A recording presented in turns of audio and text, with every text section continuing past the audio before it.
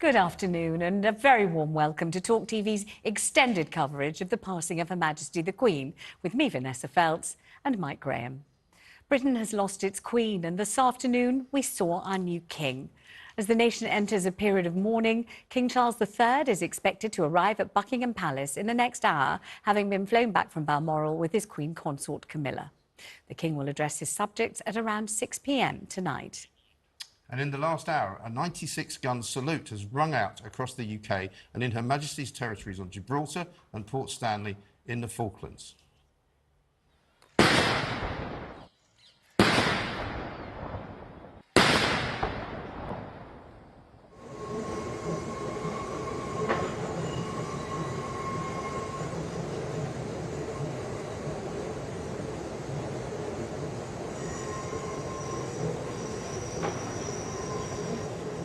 And Prime Minister Liz Truss and her predecessors Boris Johnson and Theresa May have led tributes in the Commons after MPs bowed their heads for a minute's silence.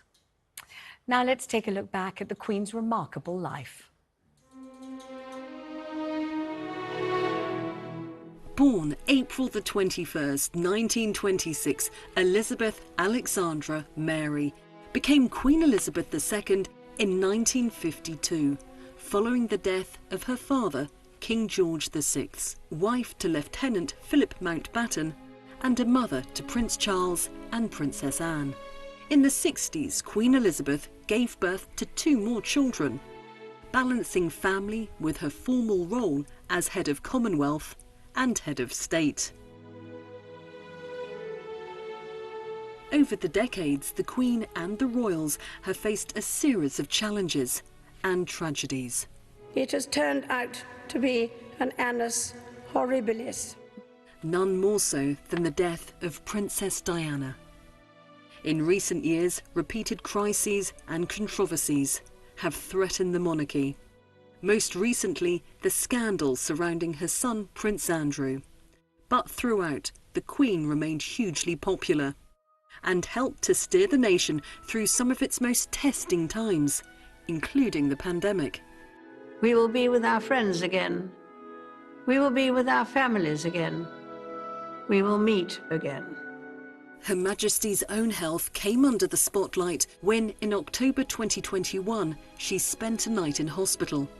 A few months later, she tested positive for COVID and was forced to cancel a string of engagements and appearances. In recent months, worsening mobility problems led to her pulling out of a number of key events, including the state opening of Parliament. For the first time in 59 years, she missed the speech and, in an historic change of protocol, granted powers to her son and heir, Prince Charles. Her Majesty looks forward to the celebrations taking place across the United Kingdom and throughout the Commonwealth. But until the end, she continued, when health would allow, to uphold her appearances, often with her family by her side. In April 2022, Queen Elizabeth reached the remarkable age of 96 and achieved the major historical milestone of 70 years on the throne. With her Platinum Jubilee marked by celebrations and commemorations up and down the country. Throughout her reign, Queen Elizabeth carried out more than 30,000 royal engagements in 110 countries, seen the rise and fall of 15 prime ministers, and became patron of more than 600 charities. She leaves behind 4 children, 8 grandchildren, and 12 great-grandchildren, along with an unrivalled legacy of Britain's longest-serving monarch.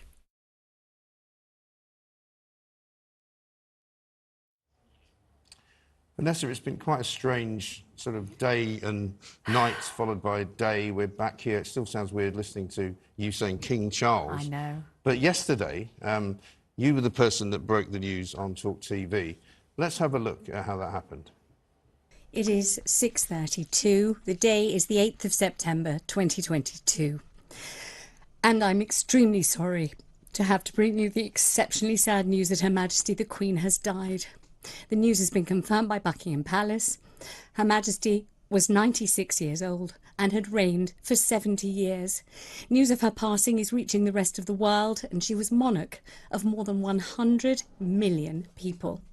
Her reign began on the 6th of February 1952 when she was just 25 years old. In September 2015, she became Britain's longest-serving monarch, having sat on the throne for longer than her great-great-grandmother Queen Victoria. And in 2022, she became the first monarch in the country's history to have reigned for 70 years. I still can't believe it, really. I still couldn't believe that I was the person that was announcing this to people who would be watching and listening and who would be absolutely devastated by the news. It was an extraordinary moment, and I was just hoping to be able to somehow hold it together calmly and to deliver the information, but there was so much emotion involved in it. There was, and I came into the studio as well because we could see Vanessa was emotional, but then I became emotional as well, and it was sort of, you know, I was very surprised, and I don't know about you guys, but, you know, I think a lot of people are very surprised by how they've been feeling for the last sort of 12, 15 hours. Absolutely. I mean, Tessa, are you still kind of trying to kind of encompass how you're feeling and also how to feel, how you're kind of supposed to be feeling at this point? Well, funnily enough, I work almost exclusively with women the same age as the Queen and older, many of whom served in the same forces she did during World War II. So I kind of knew as soon as the announcement came out in the morning, just late on in the morning, that the Queen was unwell, that for that to be breaking news. Well, all men and women over 95 are pretty hobblety-ho. You know, normally they're not full guns blazing. And for it to make headline news, I knew that was probably a seminal moment. And what struck me was the physical response I had to that news. Like hairs raised, goosebumps, when it's really something so natural. Yes. She's 96. She's up in Balmoral. We know she was frail. We've heard about mobility issues. But yet, she's our monarch, she's omnipresent, and she has been really since almost the day she was born, and then certainly from the day her king became father when she was 10 years old. You know, the goldfish bowl just got bigger. She was transferred to Buckingham Palace, and from there on in, she has walked by our side, and it's just the imaging around her is so powerful. And Emily, I know you haven't slept all night. It's an enormous... You're breaking my secrets, Vanessa. But I know that you can't... I mean, but people everywhere have amazed themselves, I think, by the velocity and the kind of tumultuous nature of their response to this, because she was, after all, a woman of 96 years old. However, it evokes so much more in us than that, doesn't it? It's monumental, actually, the reaction. I think you're absolutely right. I think that we perhaps, even if we hadn't admitted it to ourselves, she's such a constant for the vast majority of the UK population, if not the world. She's been the only queen that they know. She's the most famous woman on the planet, and I think perhaps we thought she was evergreen, and that frailty and old age, she was almost past that, beyond that, exalted above that. And so actually, had we sort of stopped and thought about it, then of course, rationale says that a 96-year-old man or woman is going to be, is very frail. But I think also what was kind of more shocking was that, of course, her last act was that of supreme public duty. It was to accept the resignation of her 14th Prime Minister and to invite her 15th Prime Minister to make a government. And she looked great. And she was smiling radiantly. It was a genuinely beatific smile. I think we're going to go to Buckingham Palace now. This is live, and we will see very soon, we think, the new King, Charles III, arriving at Buckingham Palace, and crowds are gathering there. Lots of people going to lay flowers. I know I'm going to go with my grandchildren on Sunday, because I know that they are feeling so deeply upset. My little granddaughter, narrowly aged 6, weeping last night. She's almost sort of redefined queen. I think in previous eras we thought of queens as very glamorous, voluptuous and beautiful, and because we've known her for so long as an old woman and an elderly woman, you know, now I notice in children's books queens tend to have grey, curled hair. You know? Right. It's like we've kind of, you know, moved with her, if you like. She's also become this fascinating character that we've come to know. I mean, you know, when we think we know. Well, possibly, but you know, the business with the London Olympics 2012 when she jumps out of the helicopter, which was fantastic. I mean, I know she didn't jump out of the helicopter, but you know, and then the Paddington Bear sketch, and you just thought this is a woman you'd want to spend time with. You know, she's not just the sort of the nation's grandmother or mother. She's just a really cool woman. I mean, Rupert, one of the things You know? that seems to be emerging is so many of us, somehow, somewhere, either glimpsed her in a car, or we went to an event and we saw her in the distance, or and various reporters who found themselves marooned with Her Majesty and had to make polite conversation for 8 minutes. 8 minutes they'll never forget as long as they live. They hoped Her Majesty forgot immediately. But we seem to have this kind of umbilical cord to her somehow, whatever our lives have been like. Yeah, I first came across her when I was 10, and I made her laugh, and I got stuck in the ladder in the obstacle race at school. There we are. And I knew she had a sense of humour from then at this poor 10-year-old's expense. But never mind. And did she laugh? She did laugh. I wasn't laughing at the time because I hated sports day. So but, where was this sports day? This was at school, prep school that I was at, called Heatherdown near Ascot, and it had various members of the royal family there. And so Prince Andrew, Prince Edward, and various. And so when the Queen came as a mum, and so it wasn't an official, engagement, did she sort of sit with the other mothers, or did she sit in a royal box? No, there was no. We didn't. No, there was no way the school could provide a royal box. That's what I Facilities wondered. were a bit primitive, but she would be on the picnic, picnic with all the other mums and All dads. right, now I'll stop you there because King Charles should be travelling down the Mall right now, and so we should be getting a glimpse of the new king any second now, really. I wonder what he's thinking. Because, again, I mean, we're all sitting here talking about missing this woman that we've known all our lives. It's his mother as well. But also, the moment he's been waiting for his entire... He's been preparing for it for his entire life. And we saw him when he did the Queen's speech. And he looked a bit nervous, I thought, when he did that. And actually, the reason why he's on the way to Buckingham Palace is because he's going to record his speech to the nation. It will be broadcast at 6 p.m. this evening. But I was quite surprised, actually. I thought he might do it live. But no, he's going to record it in the Blue Drawing Room at Buckingham Palace, which is why he's coming here now. Partly to see the crowds, acknowledge them, the new king, very symbolic, Monarchy HQ, Buckingham Palace, but also to record that very important speech to the nation. And when he does, what do you think he'll be trying to get absolutely perfect, Tessa? The recording will be to try and encapsulate something. I wonder what. Yeah, he's not just speaking to the nation, of course. He's speaking to 15 realms and the Commonwealth and the world. And he is also a man in mourning, a man respectfully celebrating and thanking his monarch, and also a man who needs to project an element of statesmanship because he is our new king. That is multitasking on a whole new scale, and he's been waiting to do that for nearly 74 years. Absolutely extraordinary. He's pulling in now. I don't think we can see him because there's so many people in the crowd there. We can't clearly see it, but he has now arrived at Buckingham Palace. What a speech to have to make. I mean, Rupert, what on earth can be inbred into the royal family or inculcated into them to enable them to deal with such extraordinary pressures that the rest of us wouldn't have to do in a million years? And I think that's why he's probably quite right to record it, so that actually that takes some of the extra pressure off, because knowing that everyone's going to be tuned in and wherever around the world at 6 o'clock, just to, in a way, have it done on his terms without the suddenly it's 6 o'clock and go, he can actually then breathe naturally, because he will be feeling it, because he's been waiting for this all his life. He's now becomes the oldest person to succeed to the throne in the history of this country. At 73 years of age. Yes. That's a long time. And so, and clearly, when you think 3 or 4 months ago in the Platinum Jubilee, there he was outside Buckingham Palace, welcoming, celebrating his mother's... Mummy. Mummy, exactly. And we know, don't we, that she wasn't originally going to come to the concert at the very end, and apparently he prevailed upon her to come. He said, "Please come, Mummy, because you will love it. You'll love it." And she did love it, and I'm so glad she did go, aren't you? And it would have been hugely difficult for her to get there. Yes. But She came from Windsor. Yeah, and she made it, and we knew, because all of us who were outside on that final day were hoping that she was going to be there. And I remember talking to various military people and saying, "Have we heard?" And you just had to wait to see the Royal Standard. And then the sort of cheers went round, knowing that she had found a way of getting there. Yes. Perfectly bookend that weekend. But now, just a few months later, King Charles now has to make a different kind of speech, but encapsulating all that she brought to the table, but now trying to move us on into the new era. And what sort of a character is he? You guys know him probably better than certainly I do. I don't know Vanessa, but we understand the Queen to have been a very easygoing individual if you were working with her in the same room. He's sitting in a room with some aides, presumably. People will have written his speech for him. What's he going to be like? Is he going to be tetchy? Is he going to be grumpy?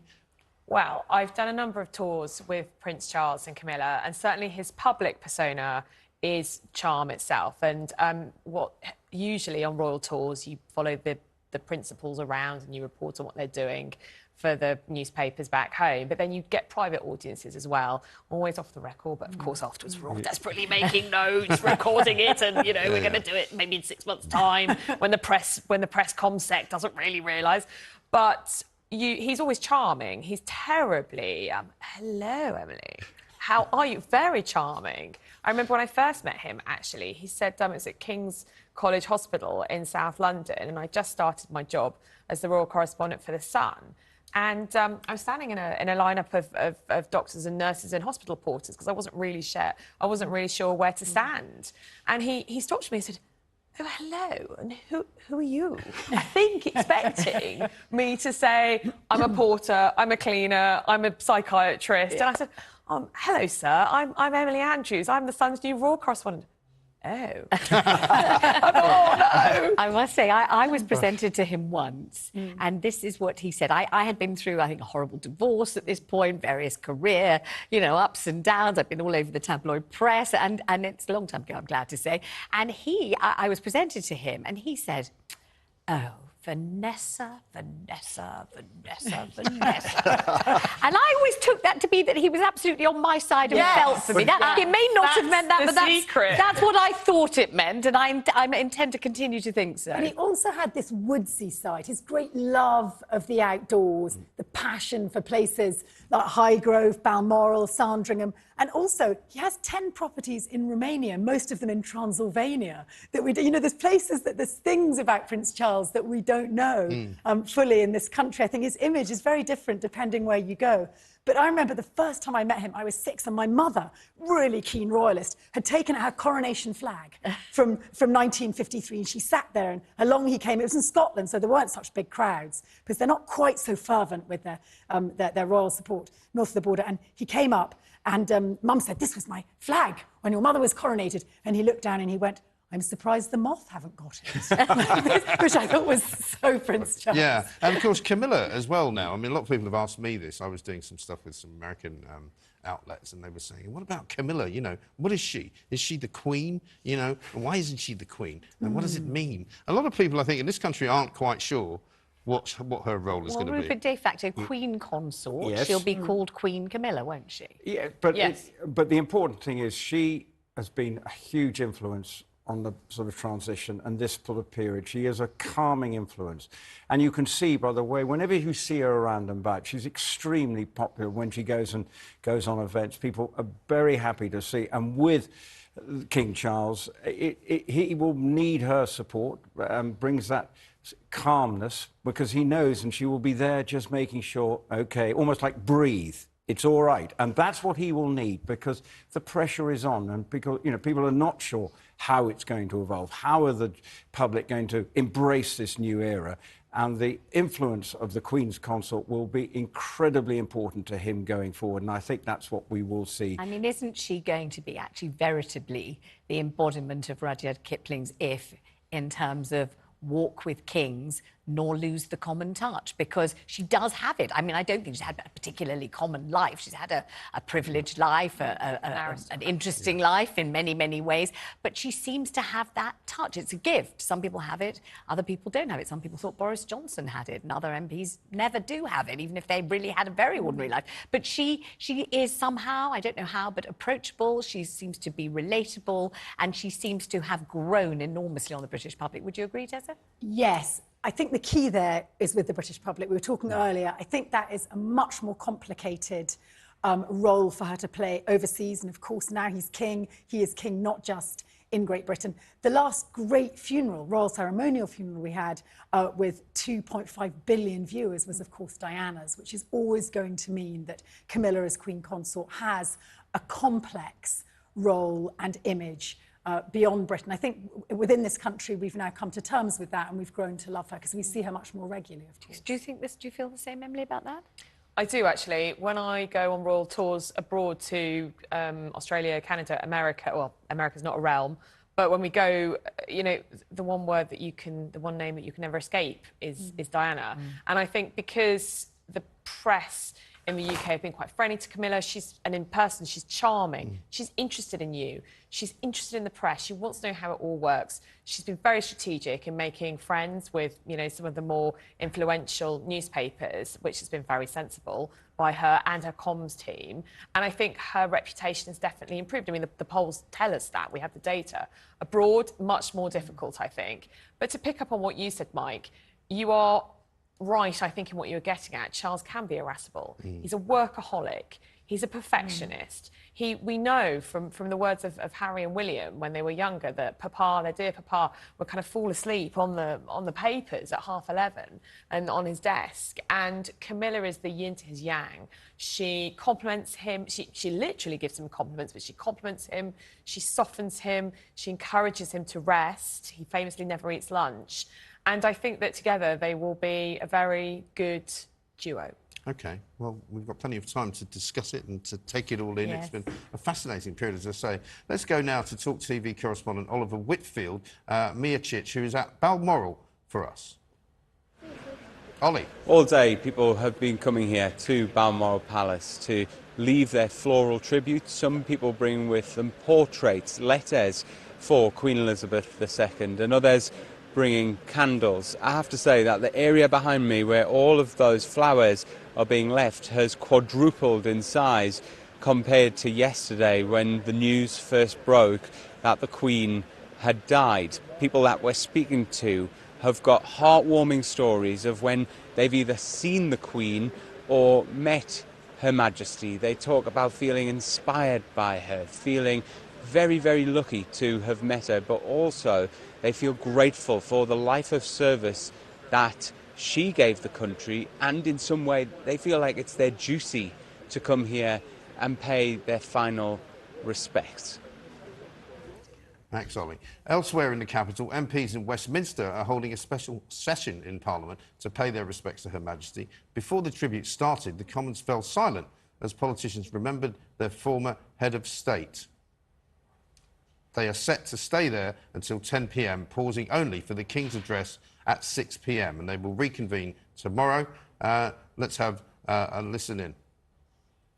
A few months ago, the BBC came to see me to talk about Her Majesty the Queen, and we sat down and the cameras started rolling, and they requested that I should talk about her in the past tense. And I'm afraid I simply choked up and I couldn't go on. I'm really not easily moved to tears, but I was so overcome with sadness that I had to ask them to go away. But I think our shock is keener today because we are coming to understand in her death the full magnitude of what she did for us all. And think of what we asked that 25-year-old woman all those years ago. Well, Vanessa, did you expect to see that man and hear that voice? No, I today? did not. I did not expect to hear him or see him. But having heard him and seen him, I would suggest that many people will think that he has risen to that particular sad and very solemn occasion admirably, and maybe the people who are missing him will miss him even more forcefully now. Maybe they will be comparing his speech just then, which was extempore, I think, just off the cuff, with Liz Truss's speech yesterday, and may well find Liz Truss wanting. Emily, what do you think? Well, I certainly think Liz Truss needs to find a new script writer, a new speech writer. I have to say that, I'm sorry, Ms Truss, I thought her speech yesterday was clunky. I thought it was pedestrian. I thought it was rather schoolmarmish. Lots of people have said, you know, designed for a classroom full of 11-year-olds. Absolutely. It wasn't warm, was it? You want some warmth, right? You didn't feel it came from her. No, there was no warmth. And I think, I mean, we've seen enough of Liz Truss to know that presentation and public speaking is not perhaps her forte. She shouldn't be judged on that. Boris Johnson was a brilliant orator, and look what happened. So, but I think, you know, you really miss someone, dare I say it, you really miss someone like Boris Johnson in those moments, or Tony Blair. Yeah. Rupert? Well, Boris is just brilliant at those moments. He knows it because he has a gift of the gab and understands and can do it. And you know, just when he became Prime Minister and then when he was on the steps, he managed it. He says something, you think, wow. And that's what even though he's probably had to dig deep and say, this is, just 2 days ago, I was resigning, and that, the pride, the loss of dignity and pride, yet there he was prepared to tell stories against himself in terms of saying he cried and he realised the magnitude of what he was having to do at the occasion. And I think that's important. And when Theresa May has also made a speech... I thought hers was the best. I'm just sort of chewing the cud while I wasn't on here. And I started all this laughing in the House of Commons. I didn't realise that Theresa May had a gift of comedy like that. It was like watching a stand-up comedian. I was quite astonished. And summing it up in a way that you think, fair play. And Liz Truss, 24 hours, 48 hours ago, she only got it officially confirmed. She was Prime Minister on Monday. So this has been one heck of a week for her. I'm going to cut her a little bit of slack because I think there is a lot going on, but she isn't necessarily, as you say, natural at the speech when you're comparing to Boris, who does set the bar. I think, but Tessa, something very surprising about hearing him take the floor like that, when I think we thought that he could kind of skulked out the exit without anybody. I mean, and then suddenly right at the fore in this way, and also with such confidence, enormous aplomb, and as if he is quite rightly the person who should be speaking at this point. Yeah, well, I'm sure he felt that. I'm sure there was the person who felt most wistful, most rueful, was Boris Johnson, because in terms of valedictory speeches, Winston Churchill, I mean, it wasn't his finest hour. He was back in power and he really shouldn't have been. He was far too old. Suddenly, the king dies and he does this sublime speech that same day, because, of course, they had a great friendship, George VI and Winston Churchill, and he says he walked with death as if it was a companion, and it really touched people. And likewise, Tony Blair. She was the people's princess, where it was the one moment, really, where there was room for a little bit of criticism of our great monarch, Elizabeth. She needed some guidance in that very challenging week, and Tony Blair stood up to the plate. And both Churchill and Blair remembered in those moments in a way that I'm sure Boris Johnson would have liked to have been yesterday. Actually, I disagree with you about... I know Tessa. I disagree with Tessa about that moment, about the Queen. I mean, this is not the moment for criticism. There are other areas where I could possibly lay criticism at the Queen's door. But actually, I think that she did the right thing after the death of Diana. She put William and Harry first. She sequestered them up at Balmoral, and she gave not a fig for what Her Majesty's popular press were writing. I mean, as a tabloid journalist myself, I can see a confected story when I read one, and it was really whipped up because, of course, back in '97, there was still, paparazzi following the members of the royal family, bad behaviour by photographers, and some members of the public obviously were blaming the press, and so the press had to deflect, and they deflected it onto the Queen. Well, I'm going to disagree with you now because I was one of them. Oh, no! I was the guy that wrote the headline, "Show Us You Care." Oh. Which was on the front page of the Daily Express, and that was the way everybody felt. Yeah. Because the flags at Buckingham Palace were not even at half-mast, so it's all very well to say she was protecting the kids. She was stuck in an old tradition which wasn't going to change, and she suddenly realised that it had to change. But I'll tell you what I remember about that. I remember a certain sector of the population saying, gosh, this outpouring of grief, this is hysterical. This isn't what we do in this country. This isn't how British people behave. This is a kind of aping of Europeans. This is vulgar. Nobody really feels like this. Yes, and it's too American. And then I remember in those days I worked on many shows, but also The Big Breakfast was one of them. And we simply took a desk and stuck it in the road outside Buckingham Palace, and people flocked. They came in hundreds, they came in thousands to say, we are devastated. We are devastated at the death of Diana. And there certainly were a sector of the population who didn't get it at all, didn't understand it, I think. But it was the horrific nature of that death that compounded that grief because she was still a young lady. And there were these two boys up in Balmoral. And it must have been a very confusing situation for all, including the Queen, of how to best deal with it. She wanted to serve her country and respond, but ultimately it came into a little microcosm, which was the family. And the family unit was, well, these two boys have just lost their mother. It's all been a bit complicated in the intervening period in the build-up. So I think the best place is for me to protect. But clearly, when you're holed up in Balmoral, which is her happy place, it sometimes might have been it was probably difficult to read the room. Absolutely. We can show you now, I think, some photographs and pictures of Buckingham Palace. This is with the gates now having closed after King Charles III and the Queen Consort Camilla, have entered Buckingham Palace, and we know what's going on in there. And that is the recording of the speech that we're all going to hear at 6 o'clock tonight.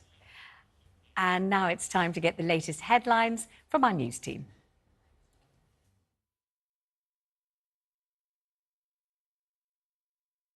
Good afternoon, I'm Emily Rose Adams. King Charles has arrived at Buckingham Palace for the first time since the death of his mother. The new monarch's been greeting the crowds of thousands that have gathered to pay their respects to Queen Elizabeth II. People have been singing God Save the King, and the King's standard has just been raised above the palace for the first time. King Charles will make his first address to the nation at 6 o'clock this evening before officially being proclaimed king at 10 a.m. tomorrow. The ceremony, known as the Accession Council, will be televised for the first time. The new king is also set to meet with the new Prime Minister this afternoon, who in the last couple of hours has led tributes in the House of Commons. Liz Truss described Her Majesty as a determined leader until the very end.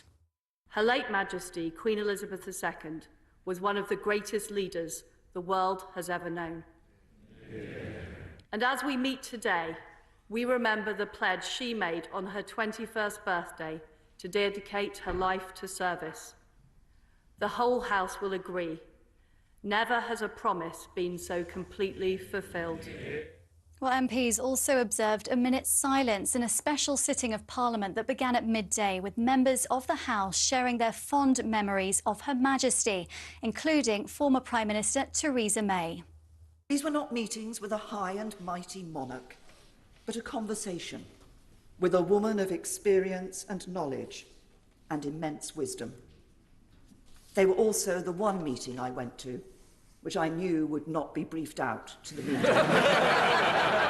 Well, the Prime Minister and other senior ministers will later attend a service of reflection for the Queen, which will take place at St Paul's Cathedral tonight at 6 p.m.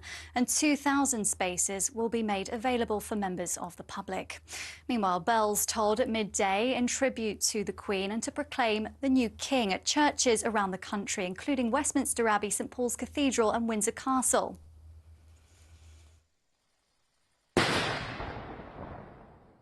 And salutes have been ringing out in London this afternoon, with one round fired for every one of the 96 years the Queen lived. While people across the country are leaving flowers and personal tributes outside palaces and churches, the UK has now officially entered a period of national mourning to mark the Queen's death, and King Charles has also declared 17 days of royal mourning. Strikes have been called off, concerts cancelled and stores shut in respect. And the Premier League and Football League have now confirmed that all matches this weekend have been cancelled in tribute to Her Majesty's long and unwavering service to our country. Although formal government guidance that's been released this morning says it isn't obligatory to postpone events. Well, cricket and horse racing have also been rescheduled, while in Formula One a minute's silence has been held before the start of practice at the Italian Grand Prix. And now back to Vanessa Feltz and Mike Graham in the studio. Let's hear a little more of what former Prime Minister Theresa May had to say. Of course, for those of us who had the honour to serve as one of her Prime Ministers, those meetings were more frequent with the weekly audiences. These were not meetings with a high and mighty monarch, but a conversation with a woman of experience and knowledge and immense wisdom. They were also the one meeting I went to, which I knew would not be briefed out to the media.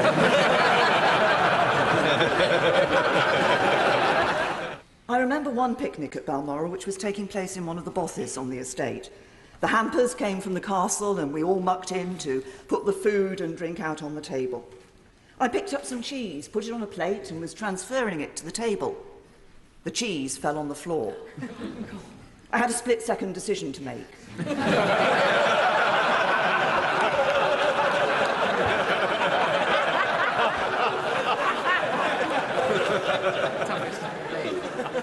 I picked up the cheese, put it on the plate and put it on the table. And I turned round to see that my every move had been watched very carefully by Her Majesty the Queen. I looked at her, she looked at me, and she just smiled. And the cheese remained on the table. Isn't that amazing? I mean, Theresa May, who knew that she had that kind of comic timing apart from anything else? I mean, waits for the laugh, then goes for the next bit and picks up the cheese. And also, when she said her most sinful moment was running through that field of corn, now we know it was picking the cheese up off the floor and shoving it back on the table, don't we? Rewriting history. Yes, Well, in aristocratic circles, there's a 3-second rule. Yes. If she picked up the cheese within 3 seconds, the Queen would probably have been quite happy. I don't know about aristocratic rules in my house, my young children. 10-second rule. 10-second rule. Back on your plate. Back on your plate. In my house, if it's there for more than 2 seconds, the dog's got it. So you're never getting it back. I think one of the things that everybody knows about the Queen really is that she was not precious in the least. And I was asking you earlier, you said there she'd be at your school sports day when you were at primary school, because you were there with Prince Andrew, Prince Edward. And I said, was she put in some kind of royal enclosure? You said far from it. So did she sit with the other mothers? Yes, absolutely. There wasn't much choice. You just found a spot in the field. She might have always had the best spot in the field. Yes. Because I was just the son of Mr. and Mrs. Bell, obviously we were at the bottom, we were at the start of the race rather than at the end of the race where we could sit. But clearly it was a normal, family day out. And that's what we've seen with what William and Kate want to do with their children, try and have as normal a relationship at the school. I remember about Lambert, where we used to go and play the hot chocolate there was particularly disgusting back in the day. So that's I do remember, but I hope it's improved there for the present incumbents. But and when we used to go, and Prince Andrew would be part of the team, Prince Edward, and we'd all go around and just perfectly normal.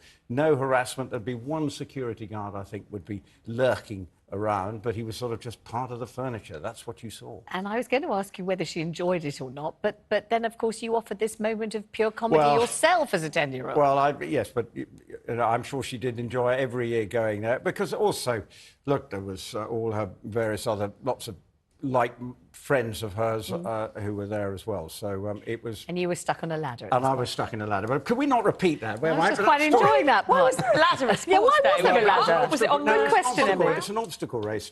On the ground? A ladder on the ground? Yeah, a ladder on the ground. We used to tape it out. I find this to be a fascinating insight into the class system in this country, because most of us have never been anywhere like that. No, I've never been to a prep school. Yeah. My kids don't go to a prep school. This was in 1969 or something, And there wasn't much else at the school, but I can assure you that. And the food was disgusting. And yes, but we had this dodgy ladder. But what's interesting is that you're keenly remembering her as a mother, and you peel back a couple of decades, and everyone remembered her as a sugar pink, beautiful, unimpeachable princess. And now, for the last 40 years, she's been a grandmother and a great-grandmother, and she's literally time-travelled. It's quite extraordinary, actually, and it's important, I think, that we remember just how old she was, and therefore the many different guises she wore, and of course not just a British monarch, but also a global representative and leader and figurehead. And it's just mind-boggling. But I find it extraordinary that the Archbishop of Canterbury himself seemed to be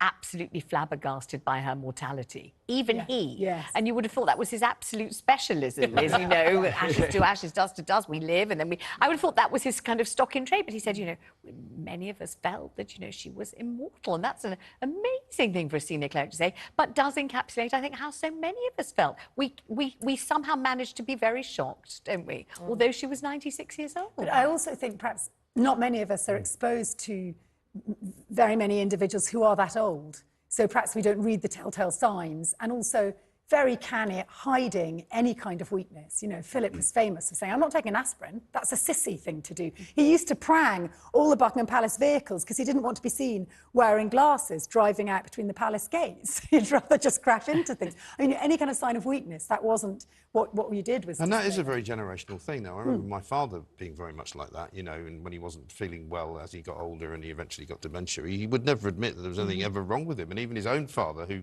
I think had got cancer, he didn't admit that he'd had cancer. My mother's 98, and so I was feeling particularly emotional yesterday, and I said this to Vanessa on the air, because it's what you think about. And if you have got somebody who's that age, you can see them, like the Queen, sort of deteriorating quite quickly over the course of 3 or 4 months. And actually, I'm actually really pleased for the Queen, because one of the things she absolutely didn't want to do was to have that weakness or that frailty writ large in public. She didn't want what happened to her sister, Princess Margaret.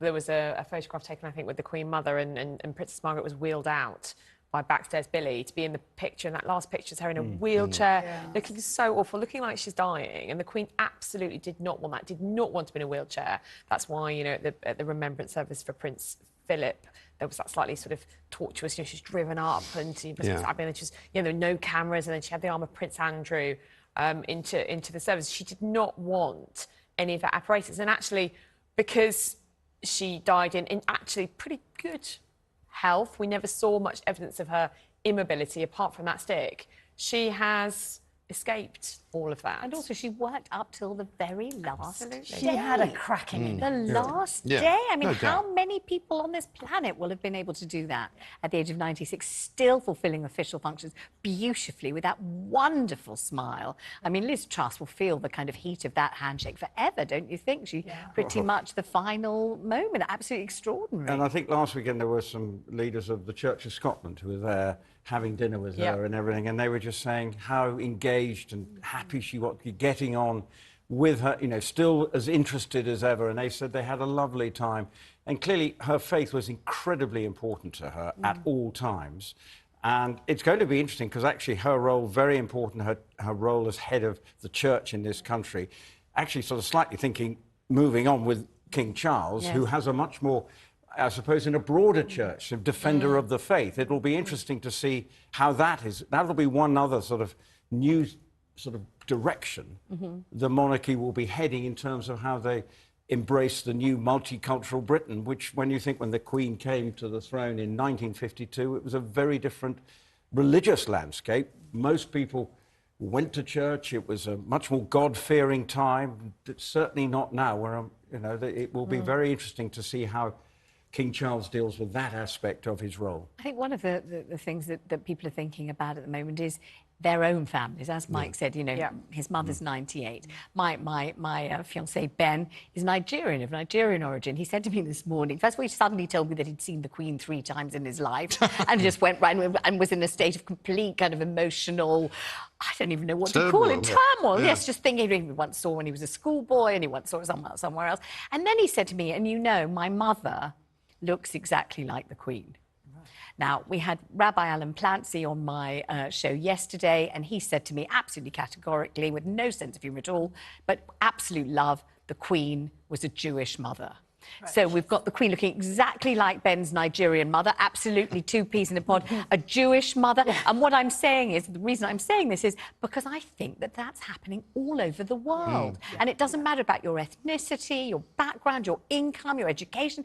The Queen felt like one of us somehow, as well as being Queen. And that's a remarkable thing, isn't it? Yeah, and do you know what things we talked about earlier, possibly a moment of criticism being 1997, but another year of her own when she was heavily criticised was in 1957. Lord Altrincham in the English Review said, you know, the Queen's a bit, well, in fact referred to her courtiers as tweedy and said she needed to find a personality. Well, how wrong was he? Because actually, by remaining discreet, she's been this blank canvas for all our emotions. Exactly. Yeah, vivid print of imagination. And yet, from what we know of people who have spent a bit of time with her, she has an incredible personality. And she has a great sense of humour and all of that. We've just heard, by the way, that the Met Office, in tribute to Her Majesty, will only give out 1 forecast a day for the foreseeable future. I guess, I don't know if that's for the mourning period, because I don't know if we're going to get into this yet, Vanessa, but we should talk about what happens over the mourning period, because I think, again, we're not that sure. I mean, we know what happened, as you said, Rupert, when Princess Diana died. She was a younger woman. It was a much more tragic situation. People wanted to have time to reflect, and I'll never forget Kensington Palace and those flowers and just the smell of the flowers that was coming off the streets. And I don't know that this will be the same in that sense, in terms of the numbers of people, in terms of the time that it takes for people to pay their respects. I think, because we've mentioned she was 96, this is actually a chance for us to celebrate. We had the celebration when she was alive, but it's actually very much similar. Yes, it felt unexpected, because there we were 48 hours ago, or whatever it was, seeing those pictures, thinking, oh, well, that's great. It's great, thumbs up. And clearly, you know, but now I think we still have to take the view, 96, it is a fantastic life lived. It's a chance to celebrate and remember in a very positive way, and I'm sure that's what the royal family will want in a way, and they can feed off that. And I don't think they will want, and the Queen certainly wouldn't want people going around moping and feeling too sorry for her, because that's not her style. But what she would appreciate is the fact that she has committed herself unswervingly since that moment, in the sense when she was going to become a queen as a young girl, when everything changed in the late 30s.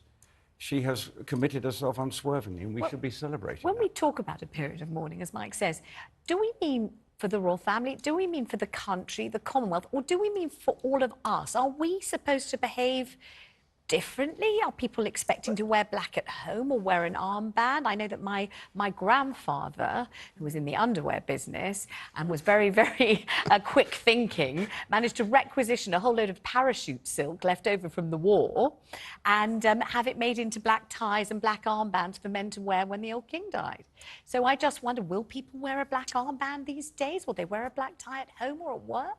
I think that the period of mourning for the royal family is different, obviously. So if we take that first, so Charles has said that he only wants 7 days after the funeral to be royal mourning, and then it will end. Traditionally, it would be a whole month. I mean, Victoria, I think, probably. Well, she never left. She never threw off her sort of, widow's weeds, the black.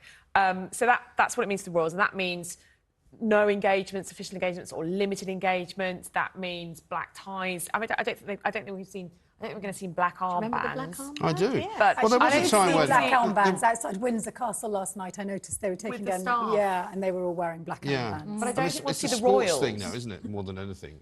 Football teams will sometimes wear black. Well, obviously there's no football this weekend, but I'm sure there will be. I mean, I know at sports occasions they will be remembering her, but whether the rugby's being played this weekend, what they will be doing in terms of if they will wear an armband. But I think it's a very different. We don't wear ties now. No. As a, very. Well, some of us do. Excellent point. Well, yes, but the world has changed in that respect. As the new king takes the stage, he'll be accompanied by his wife and obviously the Queen Consort Camilla. And I believe we've got some footage now of Camilla, so that we can familiarise ourselves, of course, with her contribution. She is the love of the king's life, the woman he has always returned to. Born Camilla Rosemary Shand, it has been a long journey to the nation's affections. She first met her now husband at a polo game, reportedly with the icebreaker that her great-grandmother had been his great-great-grandfather's mistress. Later blamed for the breakup of His Majesty's union with Princess Diana, she was the famous third person in their marriage. Amid vitriol, their relationship was made public just a year after the princess died. Despite marrying Charles in 2005, it seemed unlikely she'd ever take a full position in the family. But a quiet dedication to service ever since that day, mixed in with her love of the odd joke, haven't just softened her image, they have transformed it. Final confirmation of her position came from the Queen herself, saying it was her sincere wish that when the time comes, Camilla will be known as Queen Consort. She now takes her place, where she has always been, at her husband's side. And that's Felix Forbes there reporting on Camilla, and he has more on Camilla and her life in the spotlight for us later on in the programme. So, Camilla, I mean, as you say, in this country, she has somehow earned our love and our respect. And no matter how fervently we may have objected to her originally, and no matter how much we might have been in Princess Diana's camp, somehow she's shown, I don't know what, a kind of fortitude, and she's been cheerful, and she's got on with it. She's espoused some excellent causes, arthritis, reading for young people, sorts of things that are very, very appealing. And I've always liked the fact that she kept her own house, Raymill House, and could just go home and be herself at weekends and just react with her and interact with her grandkids in a normal sort of a way. I found that incredibly appealing, that side of her. Cook a roast chicken, have a crafty cigarette. Exactly. She doesn't smoke anymore, I'm told. But no, absolutely. I think that she has stoicism, her constancy. You know, as Felix said, she's been the love of Charles's life for, 50 years. I think that's kind of that slow, steady, constant state has really kind of won people round to her. You know, they got married, she's not going anywhere. People can see how happy she makes Charles. And actually, now that they're kind of older, in a very, very different stage of life from the kind of young glamour Diana, sort of, you know, young glamorous Charles era, it is kind of like they're Gladys and Fred. They love the goons. They love making jokes. They love making each other laugh on royal engagements. They love it when things go wrong. I think people can really kind of enjoy that kind of quiet intimacy and can see how well they work together. You're absolutely right, Vanessa. You know, she's taken on some really good charities, literacy, sexual violence. Yes, which she's which is a difficult one, isn't it? Very She's managed to be very. She's always very kind of down to earth, very approachable, and will say all sorts of things that you wouldn't imagine a royal mouth kind of uttering, and she does it so well that nobody even blanches when she does it. I mean, she really is. She's pretty great at that kind of thing. And you get the impression that she doesn't actually really want the job, which I think in that kind of very British way we quite like. We don't want someone coming in going, I want to be a princess, I want to be a duchess. You kind of expect to see her wandering about Waitrose, wouldn't you? To go back to the cheese analogy with Theresa May. Yeah. But I had a colleague at the Mirror, a guy called Don Mackay, who was quite a legendary character who you'll have probably heard of. He was married to an actress who became quite close to Prince Charles through the Prince's Trust. And he got invited to Highgrove. And he had to say to his wife, well, does he know that I work for the Mirror? Do you think that would be all right? And he went down there, and it was at the time when people were still sort of doorstepping Highgrove. And Camilla thought it would be a great way to send Don Mackay out to tell the press to get lost and bugger off, because basically they were like, what are you doing in there? But he said that she was an amazing woman, very funny, told a lot of dirty jokes. He said that was his remembrance of her. So, I mean, good luck to her. Well, that's the whole point of her. And actually taking on what on the face of it seemed very difficult causes is just part of her, I'll do what I want, and I don't care how difficult it is, because that's just what I've done all my life. I'll just get on and do it. And having passionate causes like that, I do know she's one of the things, obviously I've got a horsey background, but the Ebony Horse Club in Brixton, she's absolutely passionate about that. And just tell people what that is, because that's the most unusual place, isn't it? Well, it's in the middle of Brixton. There's a whole lot of horses there for kids from difficult backgrounds, a chance to get to know and ride horses. And there's been some good stories coming out of it. And actually, my son has been quite involved in that. Ollie has been involved with it. And actually, he tells me it's just fantastic the way she comes down and wants to know absolutely everything, because there was a story, a young lady called Khadija Miller came out and won a race at Goodwood. Yes, yes. And it was all sort of brought about with, my son got involved, but the important thing is Camilla was at the heart of knowing everything, and they did a document. She came to everything, and she just was fascinated, and she's been on, and she puts everything into it, and she wants to know that this club has a chance to survive. It's not easy getting the funds and everything, but she will do that. The more difficult the challenge, it's almost she quite likes. And if you think about it, the challenge of bringing the British public round hasn't been an easy one. No. And on the face of it, I know that lots of people were saying to me at the time, this isn't going to work. No one's going to forget Diana. But actually, time is a great healer. And by her quiet, just diplomacy, comfort in the situation, she has, I think, won the great majority of the British public around. And I think as well that one of the reasons that we all see something of our own family in the Queen is because it was such a kind of dysfunctional family. And, all of our families have got, things so wrong. But, because if it had been this perfect family that nobody really found out anything about, you've got somebody getting divorced over here, you've got somebody over here doing something you shouldn't be doing. She was there constantly, and you would always go, how does she deal with all this? I mean, when she sees them in private, what does she say to them? And she seemed to be able to run it all, yet everything was going on around her, but you never really knew, did you? But actually, when she said Annus Horribilis, it was quite a revelation, wasn't it? Because she was admitting, and I think to all our relief, really, that it had been absolutely horrible. She'd had the most horrible time. It was a year of horror. It was a year of misery. It was a year of, let's face it, embarrassment, wasn't it? Humiliation, disappointment. Yeah. All of the things Fire that... at Windsor Castle, I think, that year as well. Fire at Windsor Castle, exactly. All of the things that we hope we're never going to have to experience, and inevitably we all do. And she that moment was an incredible moment, wasn't it? Because that was the moment we thought, my gosh, she's admitting to frailty here. Absolutely. It was almost like the veil lifted, because there's been this kind of tension, hasn't there, between the Queen and her children, and obviously particularly recently her grandchildren. How much do you give away? How much do you let the press in? How much do you let the public in? You want the public in a little bit, via the press, but how much do you give your children or your grandchildren in the pictures? And the Queen's always been of the maximum. I mean, Mike, you were saying earlier, you know, that 30, 40 years ago, the Queen was of the opinion, I do this, we do this, we do it every year, we do it like this, and nothing's going to change. And then, of course, she did change, which was so interesting that she was able to change into her 50s and 60s and 70s when a lot of us become a little bit more entrenched in our views and how we do things. And so I think that that's been a very interesting evolution. And so I think that it will be very interesting to see how Charles and you know the younger royals deal with it, because actually her maxim was always never explain, never complain, and that has served her very, very well. I think when you do let too much magic in, too much sunlight into the magic, it can disappear. But that's why that Anna Cereblis was so.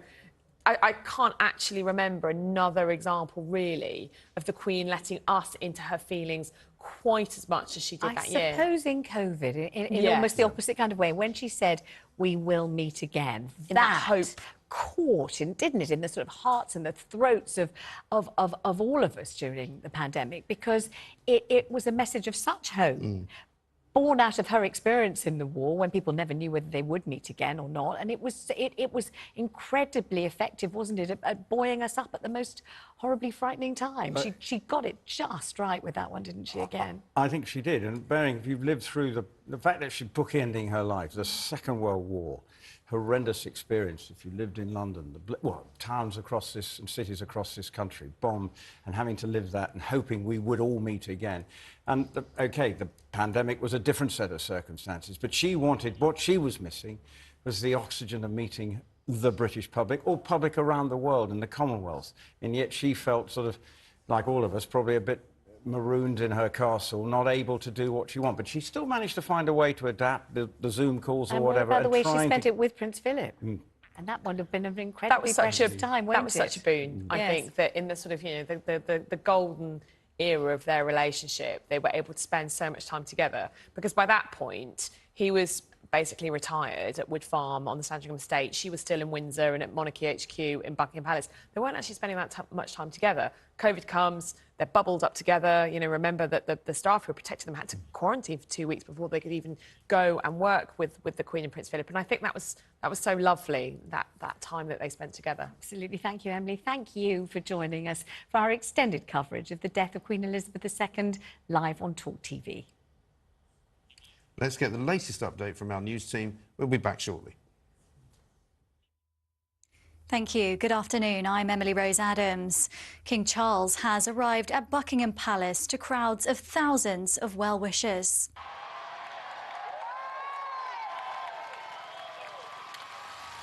The new monarch has been meeting those that have gathered to pay their respects to Queen Elizabeth II. People have been singing "God Save the King," and the King's standard has been raised above the palace for the first time.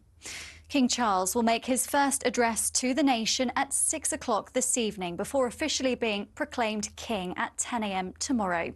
The ceremony, known as the Accession Council, will be televised for the first time. The new king is also set to meet with the new Prime Minister this afternoon, who in the last couple of hours has led tributes in the House of Commons. Liz Truss described Her Majesty as a determined leader until the very end. Her late Majesty, Queen Elizabeth II, was one of the greatest leaders the world has ever known. And as we meet today, we remember the pledge she made on her 21st birthday to dedicate her life to service. The whole House will agree. Never has a promise been so completely fulfilled. MPs also observed a minute's silence in a special sitting of Parliament that began at midday, with members of the House sharing their fond memories of Her Majesty, including former Prime Minister Theresa May. These were not meetings with a high and mighty monarch, but a conversation with a woman of experience and knowledge and immense wisdom. They were also the one meeting I went to which I knew would not be briefed out to the media. The Prime Minister and other senior ministers will later attend a service of reflection for the Queen, which will take place at St Paul's Cathedral tonight at 6 p.m. And 2,000 spaces will be made available for members of the public. Meanwhile, bells tolled at midday in tribute to the Queen and to proclaim the new King at churches around the country, including Westminster Abbey, St Paul's Cathedral and Windsor Castle.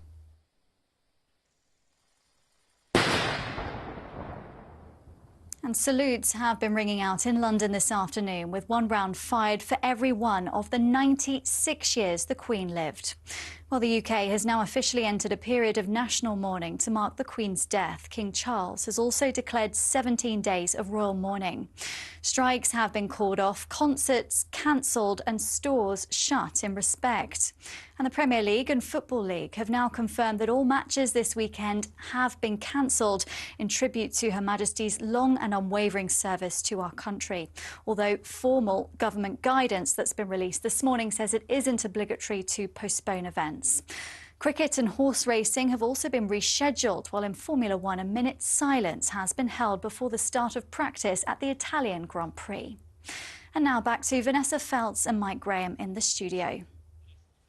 Good afternoon. Welcome to Talk TV's extended coverage of the passing of Her Majesty the Queen, with me, Vanessa Feltz, and Mike Graham. Britain has lost its Queen, and this afternoon we saw our new King. And as the nation enters a period of mourning, King Charles III has arrived at Buckingham Palace, having flown back from Balmoral with his Queen consort Camilla. The King will address his subjects at around 6 p.m. tonight, and we'll bring you all the latest on the events happening. And these are the pictures of Prince Charles arriving at Buckingham Palace this afternoon with Queen Camilla, the Queen consort. And we know that what he's going to do when he gets there is pre-record the speech that he's going to give at 6 p.m. tonight. And what was, I think, unexpected, and I'm going to talk to Isabel Oakeshott and Richard Tice about this, was that he did give what I think was an impromptu walkabout. Yeah, quite remarkable scenes as the new King got out of that vehicle and headed straight over to the crowds. And then he spent quite some time talking to ordinary people, making his way down that row of people and shaking hands. And even one lady actually kissed his hand. My gosh. And you could hear in the crowds people shouting, "God save the King." I mean, really quite extraordinarily moving and historic scenes. Really, absolutely. And actually, really sort of very encouraging. We were down there just before the King and Queen Consort arrived, and people were reflective, but also sort of grateful for the late Queen and for just, you know, the whole experience. But I think also I'm detecting a real sense of hope and sort of optimism as people move forward, and I think that's actually a really sort of positive thing. Yes. I think so. We'll get more of your thoughts from that trip down there. Richard Tice and Isabel Oakeshott, thank you very much indeed. But first, let's take a look back at the Queen's remarkable life. Born on April the 21st, 1926, Elizabeth Alexandra Mary was the first child of the then Duke and Duchess of York. As King Edward's 8th niece, she wasn't destined to rule, but at the age of 10, her uncle abdicated, and the course of her life changed forever as she suddenly became heir to the throne.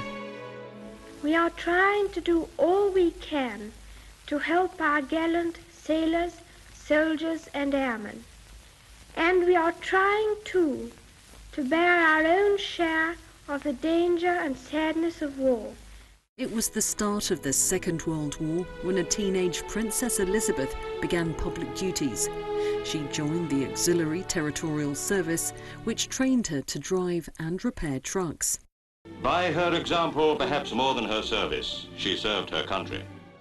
And like thousands of others, she had a sweetheart in the forces. Her third cousin, young naval officer Lieutenant Philip Mountbatten. Shortly after her 21st birthday in 1947, they married at Westminster Abbey. Elizabeth and Philip waved their thanks to the happy cheers from below. The following year, she had a son, Prince Charles, and 2 years later, a daughter, Princess Anne. Then, in 1952, while the royal couple were on tour in Kenya, the news came through that Elizabeth's beloved father, King George VI, had died. And at 25, she had become queen.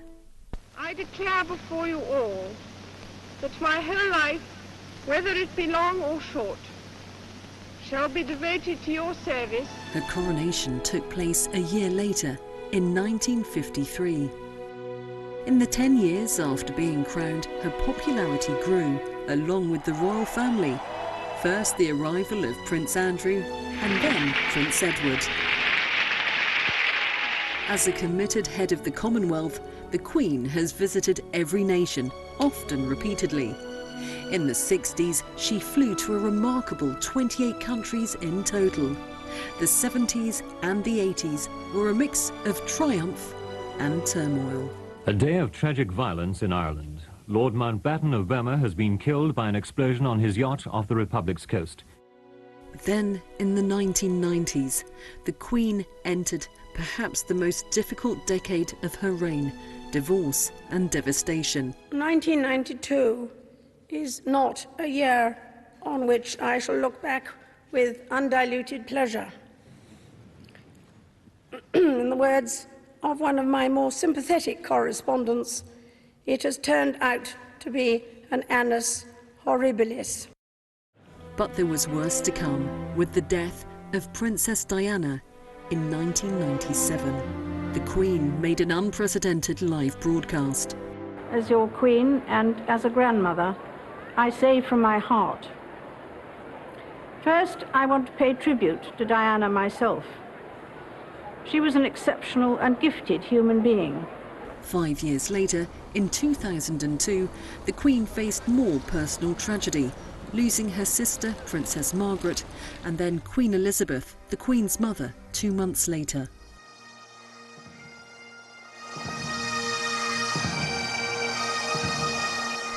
But that summer was also one of celebration, as the Queen marked her Golden Jubilee.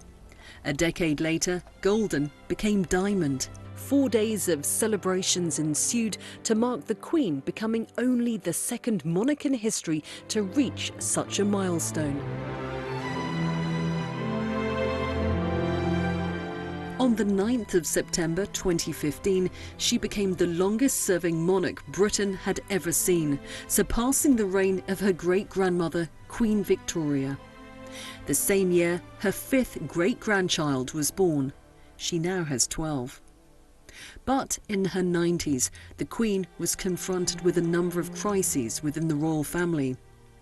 Her grandson, Prince Harry, and his wife Meghan made a surprise announcement that they no longer wished to be senior royals and were, in effect, quitting the firm, a decision which Her Majesty said she was saddened by. I will always have the utmost respect for my grandmother, my Commander-in-Chief, and I am incredibly grateful to her and the rest of my family for the support they have shown Meghan and I over the last few months. Following Harry's departure, the Queen faced another scandal, this time surrounding her son, Prince Andrew. The Duke of York was stripped of his titles and sacked of royal duties after settling a civil sexual assault case, paying his accuser what is believed to be a multi-million-pound sum. At the time, Britain was in the midst of an unprecedented global pandemic, and the Queen had been integral in helping steer the nation through, even making a rare special address to the British public during lockdown. We should take comfort that while we may have more still to endure, better days will return. We will be with our friends again. We will be with our families again. We will meet again. But it was in April 2021 that the Queen was dealt the biggest blow when her husband of nearly 74 years, her strength and stay, the Duke of Edinburgh, died at the age of 99. Ever the dedicated public servant, Queen Elizabeth picked herself up and threw herself back into official duties. Ah, there you are. Just 4 days after his death. Her Majesty's own health came under the spotlight when, in October 2021, she spent a night in hospital having precautionary tests. A few months later, she tested positive for COVID and was forced to cancel a string of engagements and appearances. In recent months, worsening mobility problems led to her pulling out of a number of key events, including Remembrance Sunday and the state opening of Parliament. For the first time in 59 years, she missed the speech, having only missed 2 in the past due to pregnancies. And in an historic change of protocol, granted powers to her son and heir, Prince Charles. Her Majesty looks forward to the celebrations taking place across the United Kingdom and throughout the Commonwealth. In April 2022, Queen Elizabeth reached the remarkable age of 96 and achieved the major historical milestone of 70 years on the throne, with her Platinum Jubilee marked by celebrations and commemorations up and down the country. But just a few months after those celebrations, health concerns continued when she was forced to cancel a planned appearance at the Braemar Highland Games with her son, Prince Charles. Throughout the course of her 70-year reign, she has missed the event on just a handful of occasions. And another change of tradition came when, for the first time in her reign, Her Majesty welcomed the latest Prime Minister to Balmoral instead of Buckingham Palace. The Queen officially declared Liz Truss the third female leader of the United Kingdom on September the 6th. But the next day was forced to cancel a Privy Council meeting in which she was supposed to officially swear in her cabinet. Doctors told Her Majesty to rest after a full day. Until the end, she continued, when health would allow, to uphold her appearances, often with her family by her side. During her 70-year reign, Queen Elizabeth has carried out more than 30,000 royal engagements, visited 110 countries, seen the rise and fall of 15 prime ministers, met with 13 US presidents, and has become patron of more than 600 charities. She leaves behind 4 children, 8 grandchildren, and 12 great-grandchildren, along with an unrivaled legacy and an unquestionable commitment to her country.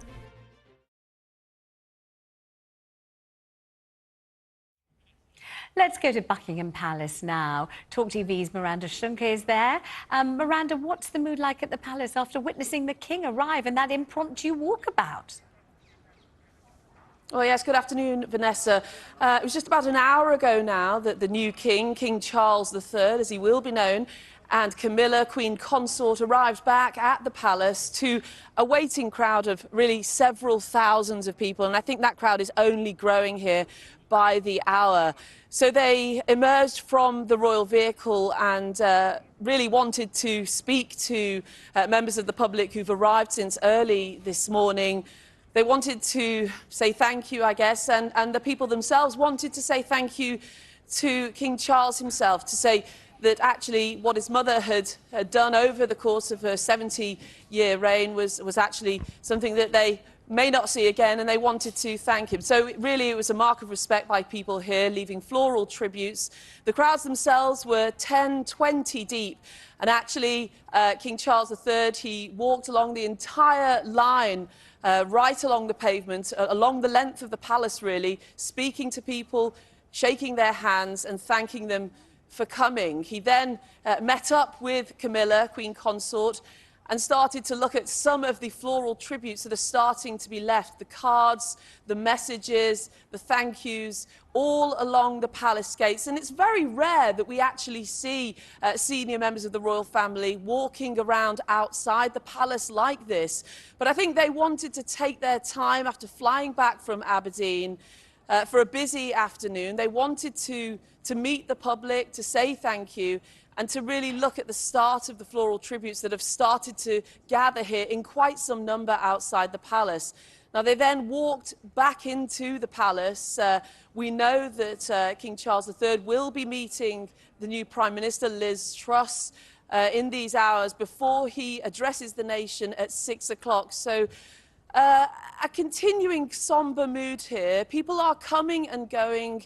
A lot of people around the Green Park area, maybe some people want to head home to watch this address to the nation on their televisions, but many people here still staying around the palace, taking photographs, just being together, and really taking in this special moment, this rare moment when we have a new king in the capital. He is now back at Buckingham Palace with Queen Consort Camilla, and we await to hear from him next at 6 o'clock. But before that, around now, he will be meeting the Prime Minister Liz Truss in his first meeting with her as the new king. Well, thank you very much indeed to Miranda there. I feel, I don't know if everybody else feels the same, but I feel tremendously heartened at the idea that he had the instinct and the desire to go and mingle with the people and see what the floral tribute said and just talk to people I think, today. I think that's an enormously big deal. I really do. I think it is a big deal, and I think it also shows a royal family evolving, because inevitably those of us who can remember think back to that period after the death of Diana, when, as Sir Simon Sharma has written today, it was one of the few moments where the Queen didn't seem to be in tune with the public mode, the other being the delay in visiting Aberfan after the disaster there.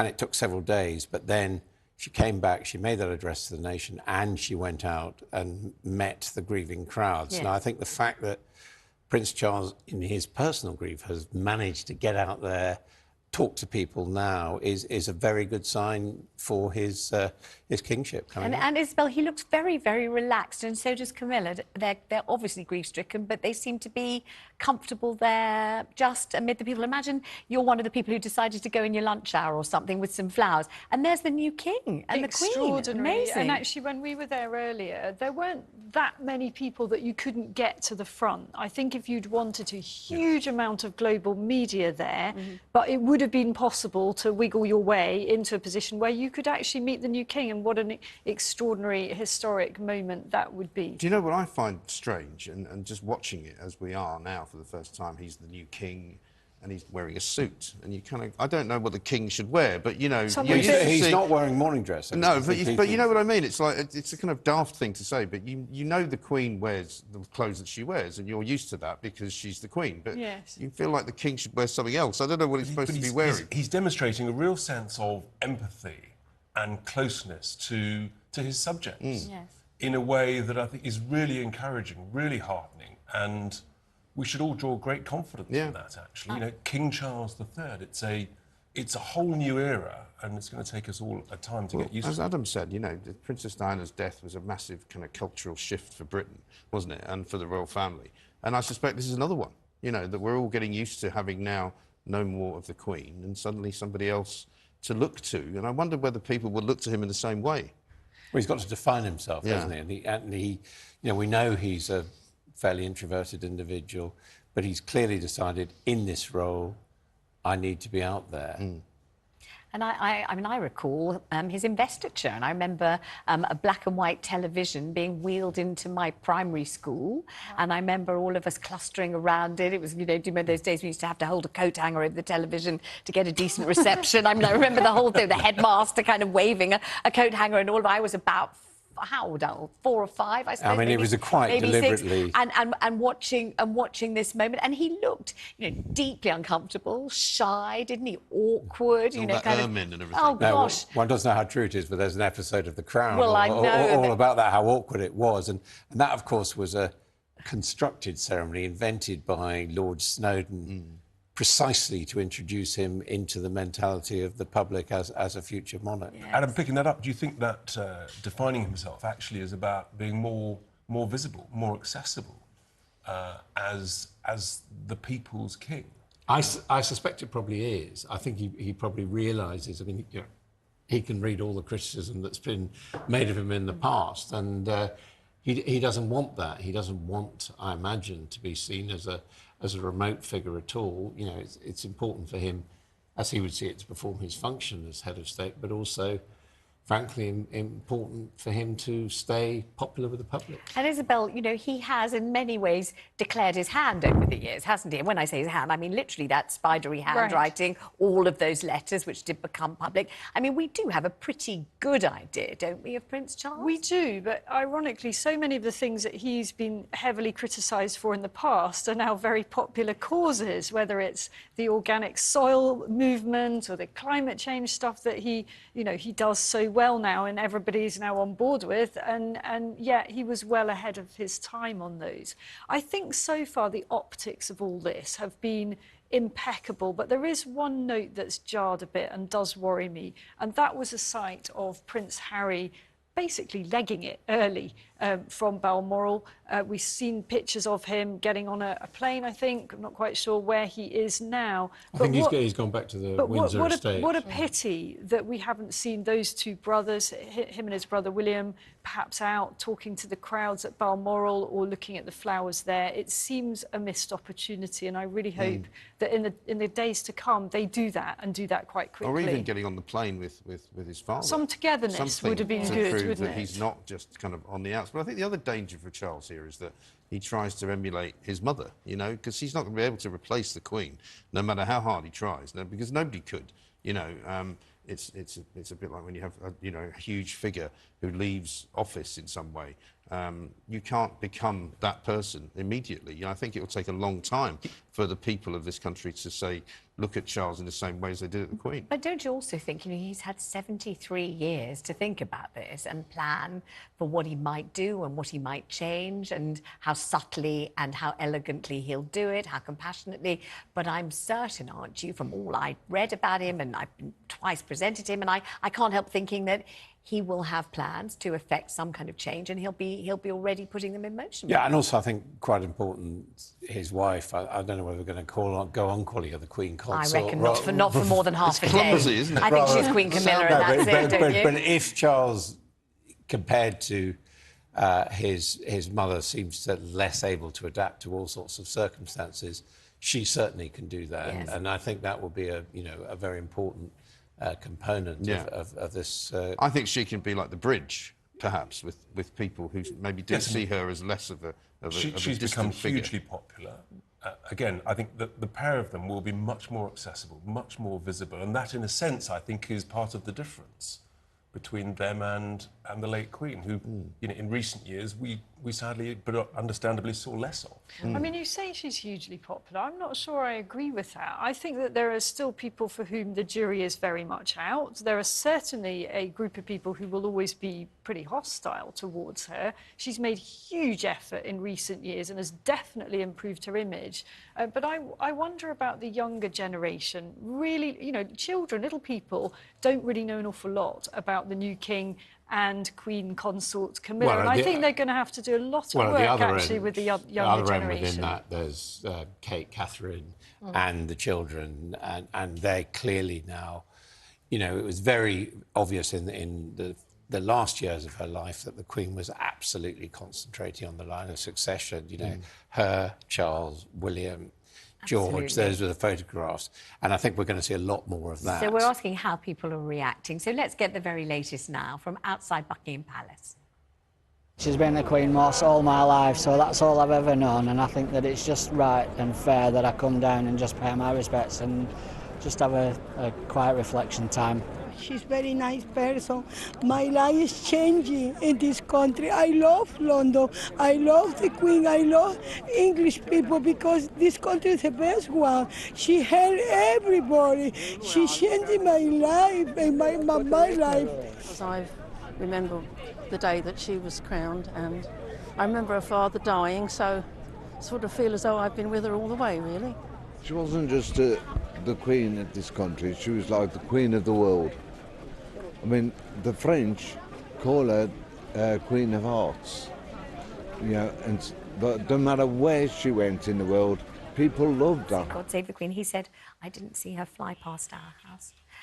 So I'm just regaling the panel with this message that I got from my daughter Saskia today, because she told her 3-year-old AJ that the Queen had died. And obviously all the children in this country have been absolutely berserk about the Queen because of the Platinum Jubilee, and they've all been drawing pictures of her, and they've all been celebrating, and he made a crown and a flag and everything else. And also Peppa Pig does go and visit the Queen, and we're very keen on that book and everything else. So this is what Saskia, my daughter, sent me. She said, we told AJ, who's 3, this morning that the Queen went to heaven and that she can now spend time with her husband and Grandma Valerie. Grandma Valerie is my mum. I told him it was exciting also that we have a new king and that we would sing God Save the King. And he said, I didn't see her fly past our house. Aww. And then his daddy Mark said, do you have any feelings about this you might like to talk about? And AJ said, I will just lie down quietly on the sofa for a bit because I am sad about it. And Saskia, my daughter, said to him, would you like me to cuddle you while you are sad? And he said, please hold my legs, but don't cuddle me. He lay down for a bit and I held his legs. And he's 3. Well, look, I think there's a lot of, children will be reacting pretty emotionally. I told my own 2 last night, they're 10 and 11, and they were genuinely shocked. There was a kind of long pause, and then it was sort of, wait, what? Because she's not allowed to die. As far as they're concerned, she was going to be here forever. Exactly. So there's quite an adjustment. I think the schools will all be doing special stuff, won't they? Well, that's another question, isn't it? Because we're going to come on to this probably, Richard, later with the cancellation of some of the football. Our schools, I mean, I've still got 2 teenage boys here at school. I mean, I don't know if their school's going to shut down. They'd quite like to come up with their mother to see what's happening at Buckingham Palace. My 18-year-old, in fact, just got back from the Reading Festival. Even he was affected by it. This is a guy who went to see the Arctic Monkeys and came back with black stuff coming out of his nose. And I mean, he was like, isn't it really sad? And I think everybody's got a story, somebody in the family, Adam, who you might not expect to be affected like that. No, I certainly think that's the case. And I think that, it is because the Queen was not only so famous, but she was omnipresent. And everyone probably connects with her at some point. And I was just thinking about all these things that are going to change now. Queen's councils becoming King's councils, and stamps and notes and all of that. I mean, that, even if you're not interested... It's a very visual change, isn't it? People are going to notice these changes. And does that change at a stroke? I mean, how long does that take? Already, barristers' chambers are changing all of the logos, all of the names. All barristers that they're no longer QC, as you say, they are now a case. Yes. And so that change will happen. And military regalia will change, presumably. Uniforms will change, police. And what about money? How long until all the banknotes and the coins change? I think the coins, obviously they're introduced much more slowly, but they are changing from now. And apparently the monarch's face changes the direction it faces with each change of monarch. The profile reverses. Oh, really? Wow, I didn't know that. But they'll keep the old ones in Don't worry, Mike, you're not going to be done out of your money. Listen, I give all my that money away. behind Don't the worry. sofa. It's OK, cash is still king, Mike. Yeah, I keep hearing about this cashless society. But let's talk a bit about the football, Richard, because yesterday Premier League matches were all on. Now, apparently, they've taken the decision to cancel them all, and not everybody's happy about that. Yeah, so they've made the decision to postpone all the Premier League games. And I think that is probably the one area where people feel there's quite a lot on social media. Really, is that the right decision? Couldn't they have done what happened last night, which was to show your respects, to sing the national anthem, have a minute's silence? But was it really necessary to postpone the games? And there is a, I hate to say it, but for many people, there's a massive financial impact at a time when the economy is struggling, hospitality businesses are struggling. So I think that's surprised people. Obviously they've postponed the games, but nevertheless. But they still have to squeeze them in somewhere else. Squeeze them in, and look, these are very fine, difficult judgments for the people that make them, and they're just trying to do the best they can, really. I don't know what's happened to the Test match either, because they've stopped today. Yeah. Are they going to resume or? But that's the trouble, isn't it? I think there was a golf tournament on and they stopped playing, but they've got to finish it sort of by Sunday, really, haven't they? So the government put out some guidance just about in the last hour for all businesses and organisations as to what to do, and the thrust of it is it's basically up to you. There is no requirement to close. So no pressure there. Every business has to make their own judgments, but they're essentially saying, probably on the day of the funeral, it might be a nice idea to you know, the rugby union, they're playing, and I would have thought if anyone was like to cancel it as a mark of respect to the, it would be the rugger pack, but no. Last night it was obviously too quick to cancel anything, so people who were on their way to a function in black tie continued to go to the function, which then did take place, and in fact I found myself at one of those, and actually it's a terrific cause that the Queen herself had supported, which is kind of like the Hero Awards, but for pets. And so there were lots, it was absolutely wonderful, lots of people with dogs, and you know, it was the most marvellous, incredible thing. But people felt so peculiar about being there. However, it had kind of already started by the time the news. Well, exactly. I mean, the BBC, they've cancelled. They said they're not going to show comedy programmes. I don't know if anyone noticed, but that's. I don't think they made them anymore. But that's what they say. Haven't been for a while. They've cancelled the last night of the proms. Which we're gutted about because we were due to go. We were going to go. Yeah. And, you know, today I was going to go to a book launch for someone. They immediately sent round, we're not doing it. I was going to go to a launch of a new programme next week. That's been cancelled.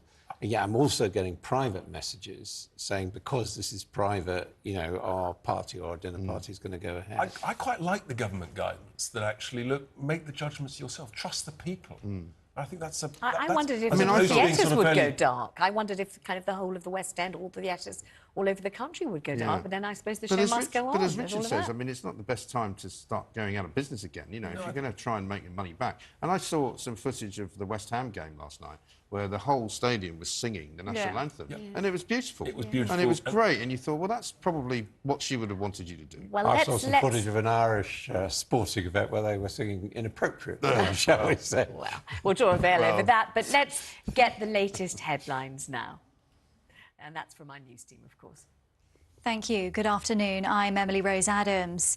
King Charles has been greeting crowds of thousands of well-wishers outside Buckingham Palace as he arrived for the first time with Queen Consort Camilla.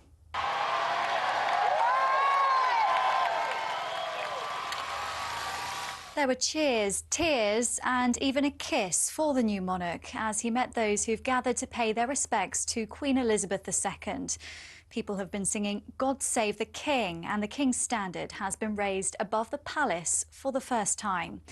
King Charles will make his first address to the nation at 6 o'clock this evening before officially being proclaimed king at 10 a.m. tomorrow. The ceremony, known as the Accession Council, will be televised for the first time. The new king is also set to meet with the new Prime Minister this afternoon, who in the last couple of hours has led tributes in the House of Commons. Liz Truss described Her Majesty as a determined leader until the very end. Her late Majesty, Queen Elizabeth II, was one of the greatest leaders the world has ever known. And as we meet today, we remember the pledge she made on her 21st birthday to dedicate her life to service. The whole House will agree. Never has a promise been so completely fulfilled. MPs also observed a minute's silence in a special sitting of Parliament that began at midday, with members of the House sharing their fond memories of Her Majesty, including former Prime Minister Boris Johnson. She showed the world not just how to reign over a people, she showed the world how to give, how to love, and how to serve. She saw off her 14th Prime Minister and welcomed her 15th, and I can tell you, in that audience, she was as radiant and as knowledgeable and as fascinated by politics as ever I can remember. Well, the Prime Minister and other senior ministers will later attend a service of reflection for the Queen, which will take place at St Paul's Cathedral tonight at 6 p.m. And 2,000 spaces will be made available for members of the public. Meanwhile, bells tolled at midday in tribute to the Queen and to proclaim the new King at churches around the country, including Westminster Abbey, St Paul's Cathedral and Windsor Castle.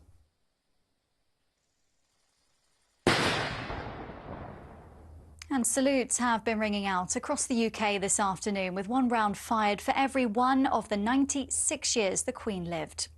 Well, the UK has now officially entered a period of national mourning. King Charles has also declared 17 days of royal mourning to be observed by the royal family and household. Some stores have shut, strikes have been called off, and sporting events across the UK cancelled or rescheduled as a mark of respect. The Premier League and Football League have confirmed that all matches this weekend won't go ahead in tribute to Her Majesty's long and unwavering service to our country. And now back to Vanessa Feltz and Mike Graham in the studio.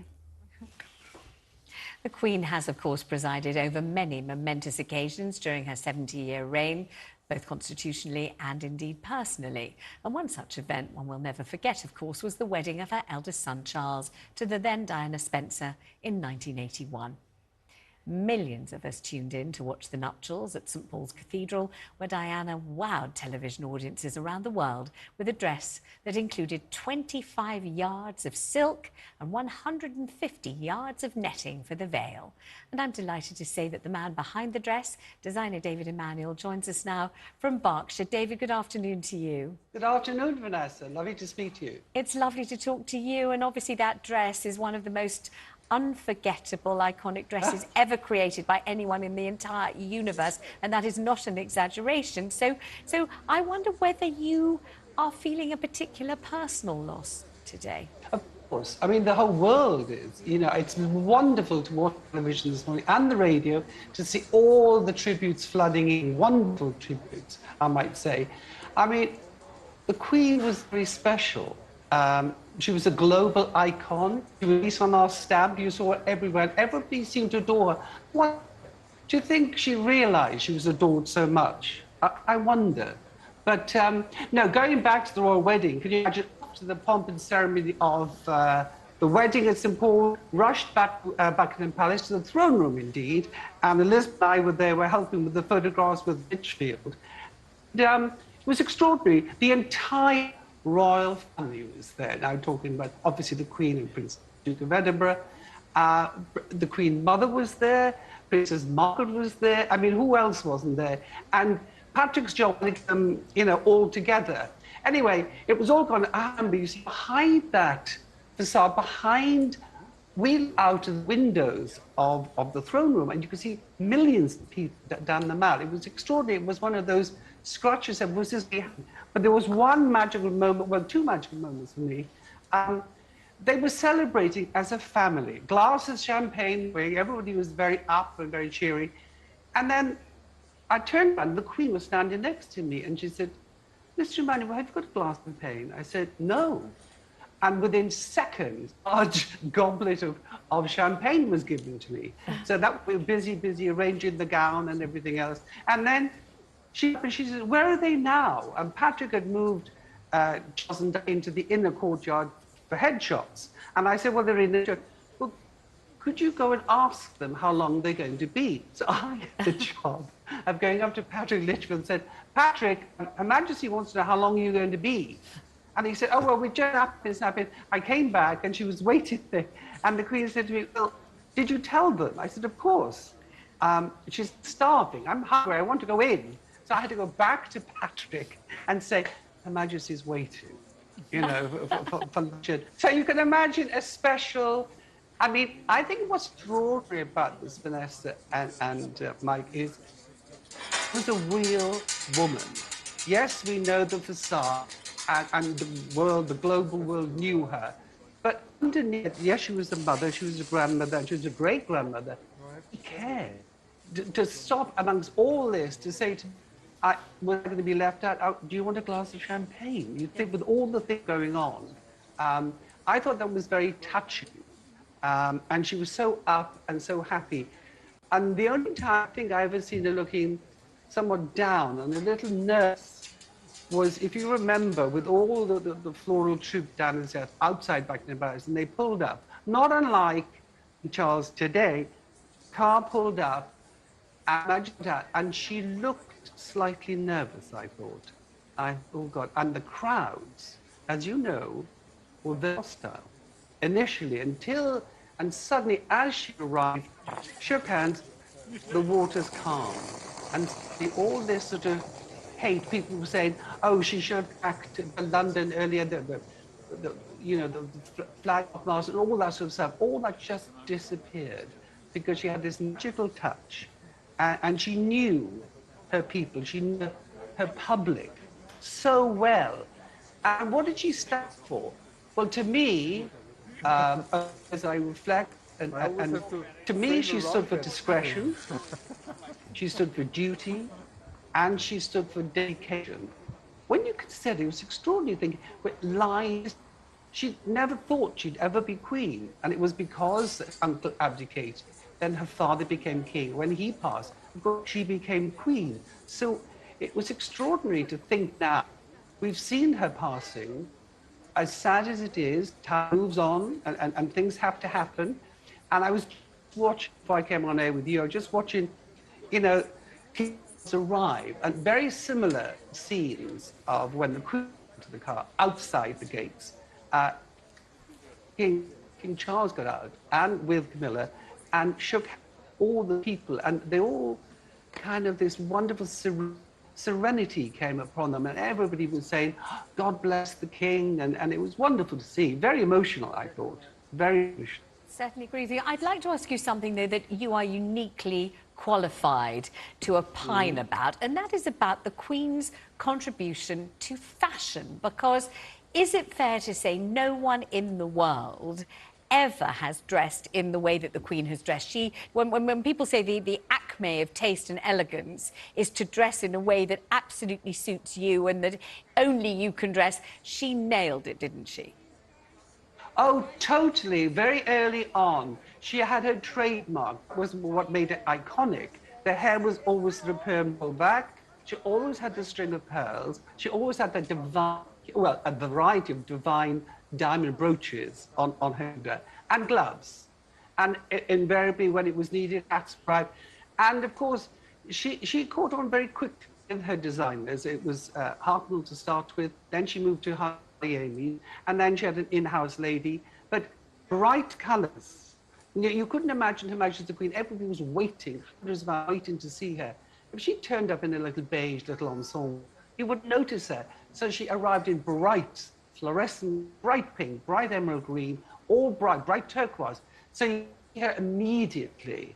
And as she always has said, people wanted to see her. She insisted on being seen, and people wanted to see her. Now it's going to be very interesting.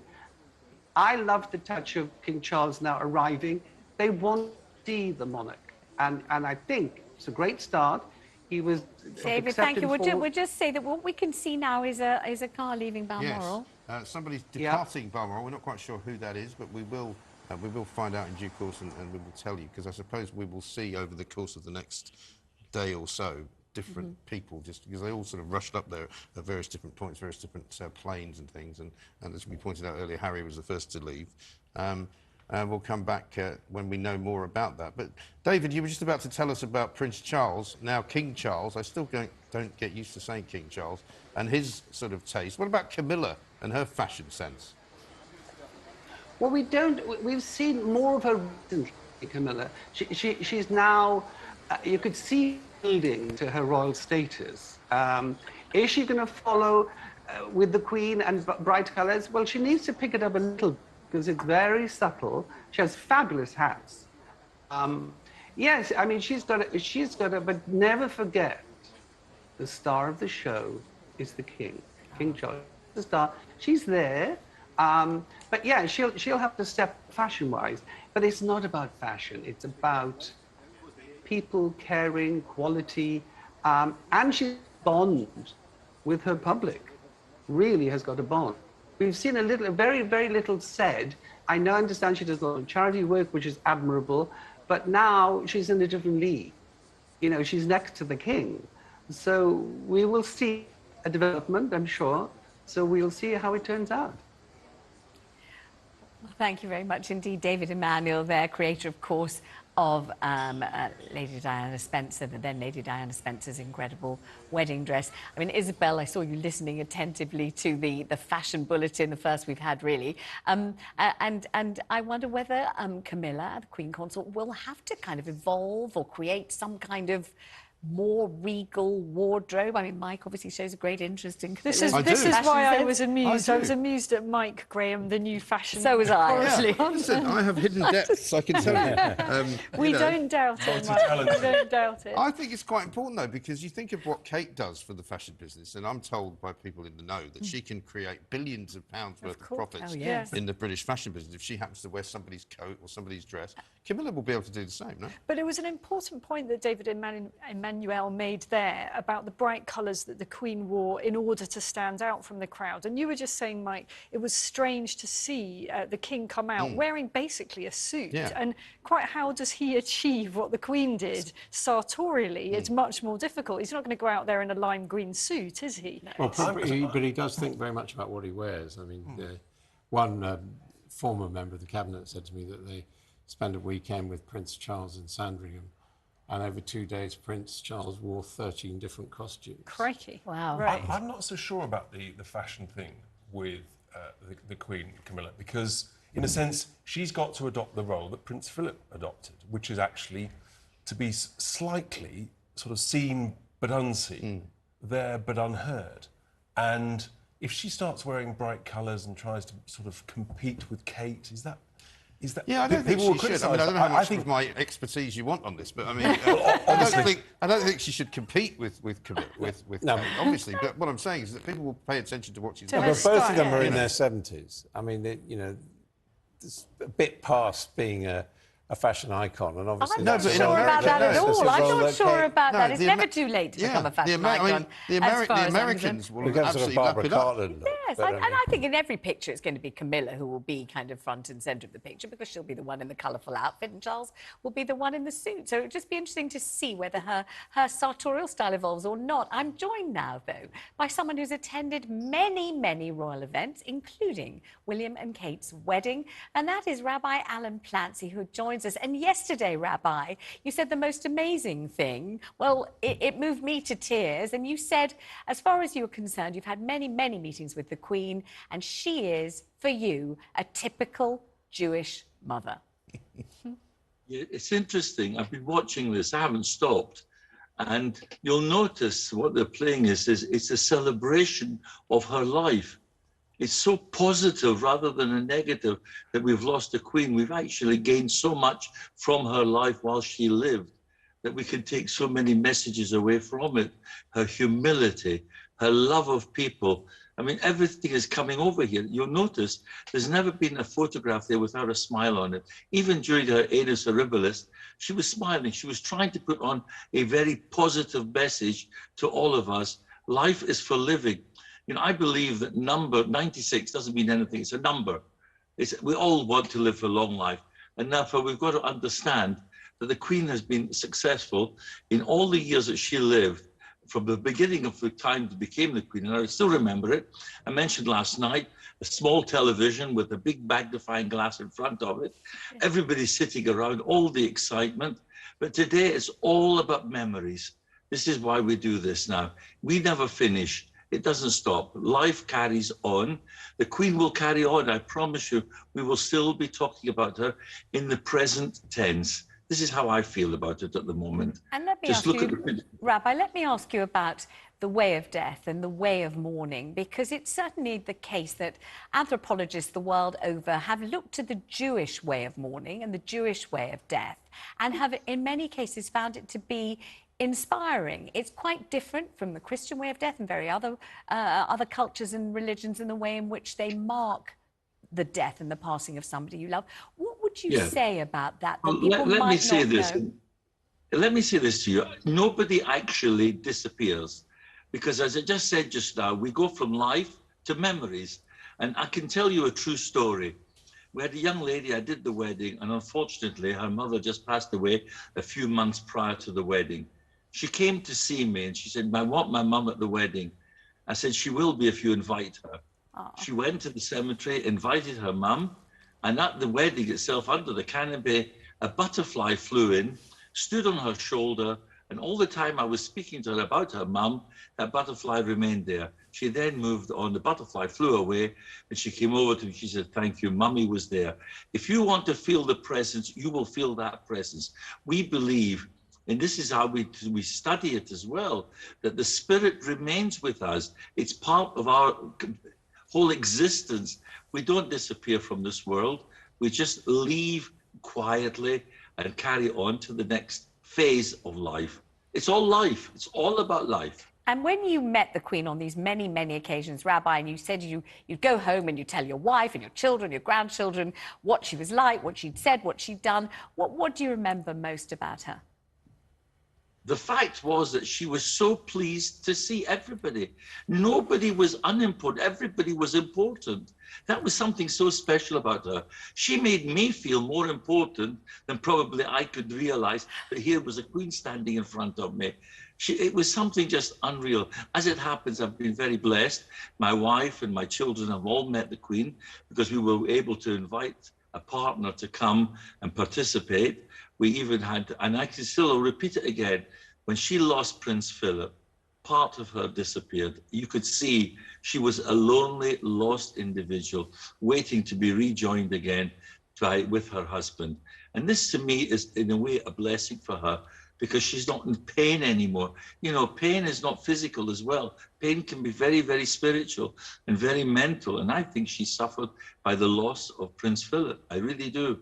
And it's true that the Jewish community in synagogues all over the world prays for the royal family every single Sabbath. Every single opportunity, whatever the services are, we always, as I mentioned last night, we ask everybody to bless Her Majesty the Queen, Charles, Prince of Wales, and all the royal family. Now it will change to Charles King, King Charles, and we will carry on with these prayers because we are great lovers of the monarchy. As a Jewish community, we bend backwards for the royal family.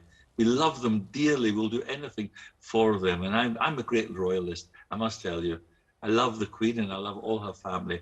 As you say, I was at the royal wedding. That was with William and Kate. That was something just unreal to be able to sit there and to see everybody in that audience. Everybody enjoyed that wedding because we felt we were guests, honored guests, not just we had to be invited. We didn't have to be invited, but it was a wonderful occasion. And whenever we went to the palace, she would make sure that we would be able to join in participate in the celebrations because she would make sure there was a dietary food for all of us. She was so caring in every sense of the word. And really Rabbi, one of the first things that the new king has done, just as he was about to go into Buckingham Palace, he got out of the car and he and Camilla staged a sort of impromptu walkabout. They were looking at the floral tributes and they were talking to people, and people were shouting, "God save the king!" People were crying. It was I think, an instinctive thing to do. What do you feel about that? I thought, first of all, at the beginning, I thought, why is he doing that? Isn't he upset? But then I realized he's celebrating his mother's life, and he's going to carry on what she left, what he inherited from her in all her ways. And I think he's going to begin like this, saying, the public are my people, they are my family. I look at that and they say, people were kissing him. I mean, I can remember he came to visit one of our old age homes, and he went, it was so funny. He said, "This is the sort of home I'd like my grandma to come to." Well, of course, everybody was in hysterics. I wonder why he meant that. It could be misconstrued, if you like. But he was so human. He is also going to be, I've met Prince Charles on many, many occasions, and I found him to be a man of the people. And I think he was just proving it to everybody today. And if he carries on like this with Camilla, who is, of course, the consort, the Queen Consort, I think we're in for a carry on, a continuation is the word, a continuation of what the Queen has left us as an inheritance. But can I say, I think it's a message to every single member of society.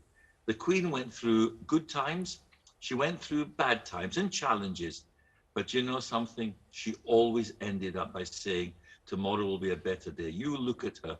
Whenever she had photographs by her side, she was always there to remember the family, to remember those people who weren't there. I even remember when she had problems with her children, she showed a motherly love for them. There was no isolation there. It was wonderful. And I can tell you, I've learned a lot of lessons from the Queen, and I'm going to carry on learning from her. And we've learned because as something I from you get this older- afternoon, Rabbi. Rabbi Alan Clancy, thank you very much indeed Thank for you for joining us on inviting the me, programme. really. Isn't he a lovely person? What a lovely interview. I At times know. I thought he was going to make me cry. He is the most adorable person, in fact. And so positive, Yes. which I think we all need right now. Just a matter of interest, why did he meet the Queen so often? Because I think he was in an official capacity, the rabbi of various congregations, or the rabbi representing various charities and that kind of a thing. And so he got invited in that capacity. And he was so right. The Queen always, despite meeting hundreds of thousands of people, she made everybody she met feel really special. Sort of at that moment, the Queen was talking to you, interacting with you, and that made people feel, and you remember that for the rest of your life. Yes. And I think Charles has actually already shown that. A friend of mine got an MBE and was really looking forward to getting it from the Queen, and of course, unfortunately, she wasn't well enough to do it. He got it from Princess Anne, but he said you wouldn't believe how incredible the experience was of going to Windsor to wait in a waiting room, into a robing room, and to walk through. And then he said, I completely lost the plot. He's a businessman. He's very, very well put together. He knows exactly what he's doing at all times. And she asked him a very simple question, like, because he's in the music business, what's your favourite band? Yes. He said, I didn't know what to say. I literally had nothing to say. But despite the fact that they were seeing something like 100 people, Yes. they knew everyone, and somebody had briefed them to the point where, the right question was asked to the right individual. I know, but so many people who, when they met the Queen, just found themselves saying the most peculiar things. But I remember when my other half and I suddenly found the Duke of Edinburgh approaching us at a function, and we were only newly together, so we were in a daze of love at this point, and we didn't really know. We just bowled into something or other. We weren't really experts, and the Duke of Edinburgh came charging up to Ben, my other half, and said, "Why are you here?" And Ben just didn't know why he was there. He just didn't know what it was. He was just in love with me. He was just following me. And he said, I'm with Vanessa.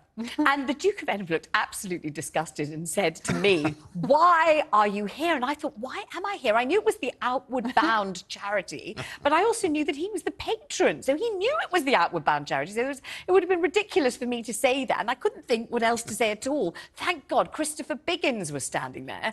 And I said, well, I'm with Christopher Biggins. And down it went the queue. Christopher Biggins looked at the Duke of Edinburgh and said, "Good God, you're not going to ask me why I'm here, are you?" And the Duke of Edinburgh sloped off. We thought we were all going to end up in the tower. He always loved to disarm people that way. He always liked sort of a little bit of mischief. And both of them had an extraordinary sense of humour, and the Queen herself, which is just fantastic. But I think it's so encouraging. King Charles already is really demonstrating sort of a positive empathy with the people, and I think people will warm to that. I mean, the speech he gives to the nation this evening at 6 o'clock will be, I think, really telling. I would be very optimistic. It'll be fantastic. Adam, what do you imagine is going to be in the speech? What did you think he's going to try to convey? Because what a speech to make. So much pressure. Well, we did get his message yesterday where he talked about his personal grief and the grief of his family. I would guess he will want to go beyond that, in the sense that this is the death of a 96-year-old woman. He's in his 70s, so it's not a tragedy in that sense of being before its time. And I think he will want to thank the nation for the massive response that there's been everywhere, to express his grief, but then to do as his mother did famously in the midst of the COVID crisis and elsewhere, to say, things move on, and I know it's my responsibility to be the head of state going forward.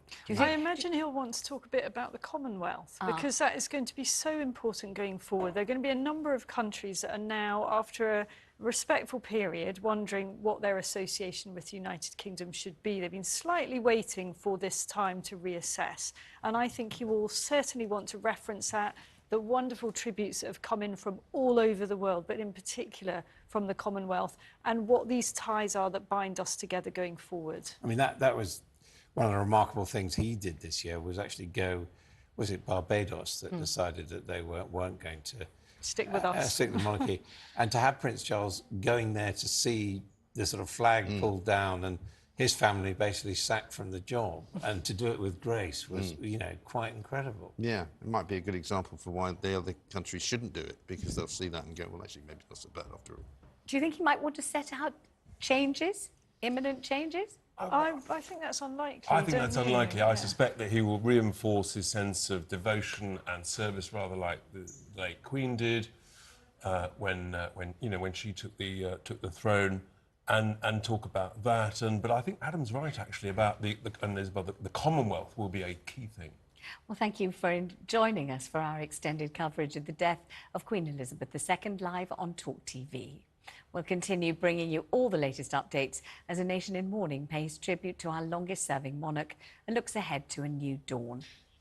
Let's get the latest headlines now from our news team. Thank you. Good afternoon. I'm Emily Rose Adams. King Charles has been greeting crowds of thousands of well-wishers outside Buckingham Palace as he arrived for the first time with Queen Consort Camilla.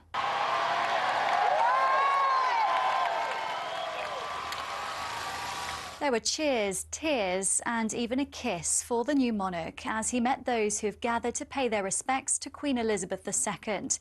People have been singing God Save the King, and the King's standard has been raised above the palace for the first time. King Charles will make his first address to the nation at 6 o'clock this evening before officially being proclaimed King at 10 a.m. tomorrow. The ceremony, known as the Accession Council, will be televised for the first time. The new King is also set to meet with the new Prime Minister this afternoon, who in the last couple of hours has led tributes in the House of Commons. Liz Truss described Her Majesty as a determined leader until the very end. Her late Majesty, Queen Elizabeth II, was one of the greatest leaders the world has ever known. And as we meet today, we remember the pledge she made on her 21st birthday to dedicate her life to service. The whole House will agree. Never has a promise been so completely fulfilled. MPs dressed in black also observed a minute's silence in a special sitting of Parliament that began at midday, with members of the House sharing their fond memories of Her Majesty, including former Prime Minister Boris Johnson. She showed the world not just how to reign over a people, she showed the world how to give, how to love, and how to serve. She saw off her 14th Prime Minister and welcomed her 15th. And I can tell you, in that audience, she was as radiant and as knowledgeable and as fascinated by politics as ever I can remember. Well, the Prime Minister and other senior ministers will later attend a service of reflection for the Queen, which will take place at St Paul's Cathedral tonight at 6 p.m. and 2,000 spaces will be made available for members of the public. Meanwhile, bells tolled at midday in tribute to the Queen and to proclaim the new King at churches around the country, including Westminster Abbey, St Paul's Cathedral and Windsor Castle.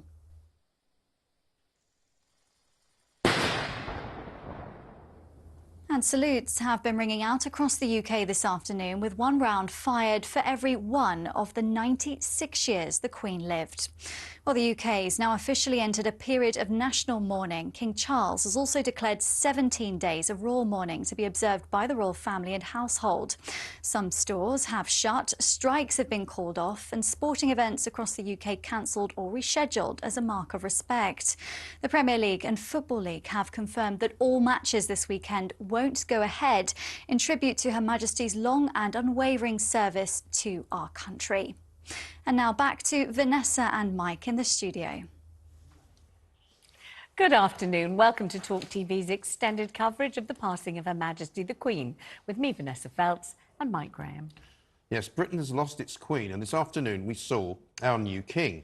As the nation enters a period of mourning, King Charles III has arrived at Buckingham Palace and been flown back from Balmoral with his Queen Consort Camilla.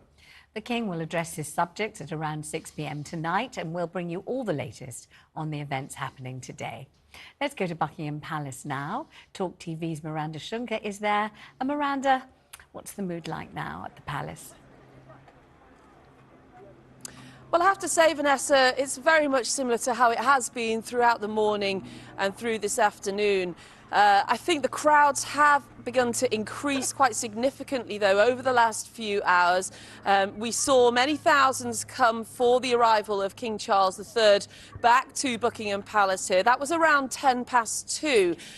The crowds were 10, 20 deep, and you'll see from the pictures that King Charles III wanted to spend some time with the crowds who gathered here, speak to them, say thank you, as they also wanted to say thank you to his mother, to Queen Elizabeth II, for her reign, for her dedication and for her duty. So he spent some time talking to people right along the line outside Buckingham Palace before meeting up with Queen Consort Camilla again and walking through into the palace. Now, I should say that around 20 minutes ago, there was quite a large police convoy that came into Buckingham Palace. We haven't had confirmation yet, but we believe that may well have been the Prime Minister, Liz Truss, meeting with King Charles III for the first time, and that is obviously ahead of his address to the nation at 6 o'clock. But I think this afternoon was really his chance to really speak to members of the public here. There are several thousand here. It could be as many as 10,000 here now, swirling around outside the palace, and one even gave him a kiss on the cheek, actually, which was notable. But it was a somber mood, but I think people were grateful to speak to him. They offered their sympathy and their condolences, and he just wanted to take some time to look at some of the floral tributes, which have lined the full outside of the palace now. But as I say, we expect that address to the nation around 6 o'clock. But at the moment, we believe he will be meeting the Prime Minister, Liz Truss, in his first official meeting. We've just been talking about the fact that Buckingham Palace obviously was the home for the Queen and the Duke of Edinburgh, but will Buckingham Palace become the home, do you think, for Charles and Camilla, or will they stay where they are? Well, I think the general understanding is that King Charles III has been quite comfortable and quite happy at Clarence House, but I think there will be an official move now. He will move his office to Buckingham Palace, as is tradition. That is where the headquarters for the monarchy is and where it will remain. So I think in good time those processes will happen, but that is something for the weeks and months ahead, of course. What we now know is that he is just beginning this process of taking on this title now. The accession process will happen tomorrow, the proclamation at 10 o'clock tomorrow morning. So there is a long, drawn-out process now. Obviously, the royal family, as well as the nation, in mourning now. So it will take time for things to adjust, as well as the fact that the nation itself has to get used to the Queen Elizabeth II not being here any longer. But I think for now, people here just want to be together, they want to share their sympathy, and I think those numbers are only going to grow through the evening if they're not watching at home on television. Thank you very much indeed to Miranda there. Emily, you've been looking at pictures of Windsor Castle, which is almost disappearing under the sheer avalanche of flowers and floral tributes. Yes, there has been a directive from Buckingham Palace, which is that if members of the public do want to leave flowers, there are specific places at Windsor, at Balmoral, at Buckingham Palace and at Sandringham and at the Palace of Holyrood up in Edinburgh. But certainly the pictures at Windsor, there are banks of flowers. And I think it really does. I mean, Windsor, obviously, the favourite home of the Queen. I think if we were going to see lots and lots of flowers, it probably would be there. But really quite extraordinary. And we're only sort of 24 hours in. Tessa, about the subject of where King Charles and Queen Camilla will live, and I know this is always controversial, isn't it? I mean, only recently the Queen said she didn't want to live at Buckingham Palace anymore and was going to domicile herself at Windsor, didn't she? So is that because it's not congenial to live there? Did the royal family not enjoy living Well, it's in interesting you should bring that up, of course. The reluctant king was the Queen's own father. Suddenly his brother abdicates, and lo and behold, when Elizabeth is age 10, they all move from their home, Piccadilly, to Buckingham Palace. And very famously, Governess Crawford describes it as like camping in a museum. It's not a comfortable place, it's not a hugely practical place. But more controversial, really, was when Elizabeth's father died in 1952, and Churchill insisted that the Edinburghs, as Philip and Elizabeth were then known, had to leave their lovely little cosy family home that Philip had renovated with all the latest wiring and technology. They had to up sticks and go to Buckingham Palace, and Philip didn't want to. And Churchill and Lascelles, the late King's private secretary, put their foot down. And Emily, do you think something like that will happen again? Will pressure be brought to bear on King Charles and Queen Camilla? Or do you think they will accept there's no alternative, they've just got to go and live in Buckingham Palace? Well, I think that They will have a flat at Buckingham Palace. It's Monarchy HQ. It's what everyone associates, obviously, with the King, the monarch. But I suspect that Charles will want to keep Clarence House as his home. So he'll live above the shop, so to speak, a flat above the shop, but then he'll have Clarence House as his home. It did, of course, belong to the Queen Mother, which has got very fond memories, and he and Camilla have set up a very comfortable home there. But, you know, I think King Charles will be wary of optics. He's got Highgrove, he's got Birk Hall, he's got Dumfries House in the southwest of Scotland. If he retains Buckingham Palace, which at the moment is being refurbished to the tune of £60 million over a 10-year period, if he retains quarters at Buckingham Palace and has Clarence House... Well, as well, if they're refurbishing it and he doesn't go and live there, people will go, hang on a minute, what's going on here? Remember seeing those pictures the Mirror published when they had the footman inside, and it's really a terrible-looking place. It looks like some of the worst student rentals you've ever been in. It looks like an old hospital, yes, in some ways. He is slightly spoilt for choice now, isn't he? I mean, it really is extraordinary. I'm not sure who would tell the new king. I mean, my son's outside Buckingham Palace and has just seen what we think is Liz Truss going in there. I'm not really sure Liz Truss, the Prime Minister, 3 days in, can actually sort of... And also, it's very different, isn't it? Churchill telling a new king, or Liz Truss telling a 73-year-old king who's waited an awfully long time for this moment. I don't know whether whether he's going to be impressionable or indeed malleable. Do you think he is? If then, yeah, I think he will listen. I think they know they've got to get better at listening.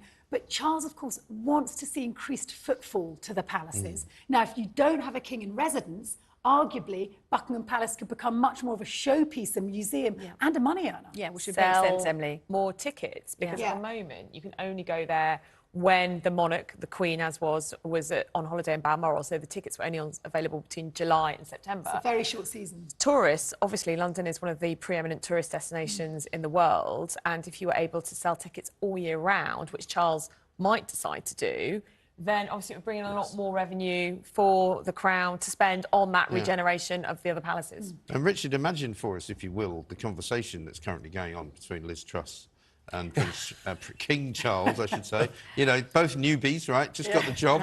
So how's it going for you? Yeah, I mean, it really is. Just imagine it. So what do we do? Who says what? Who's instructing who to do what?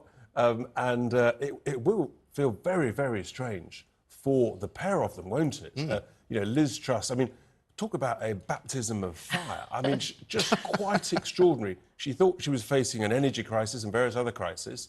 And now she's in... And she still is. There's just one more. It's a bit like your week, Vanessa, isn't it? Well, yes, I joined talkTV on Monday.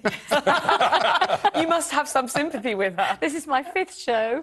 We're doing another one tomorrow. They all have my absolute, honestly, because you're trying to look as if you know what you're doing, and you kind of do, and you sort of don't, because you are new. And I wouldn't compare myself with King Charles in any shape or form, or Liz Truss, but I do definitely have some sympathy for the being the new kid on the block, and yet having to appear to be a figure of authority at the same time. I think in this context, he will actually be reassuring Liz.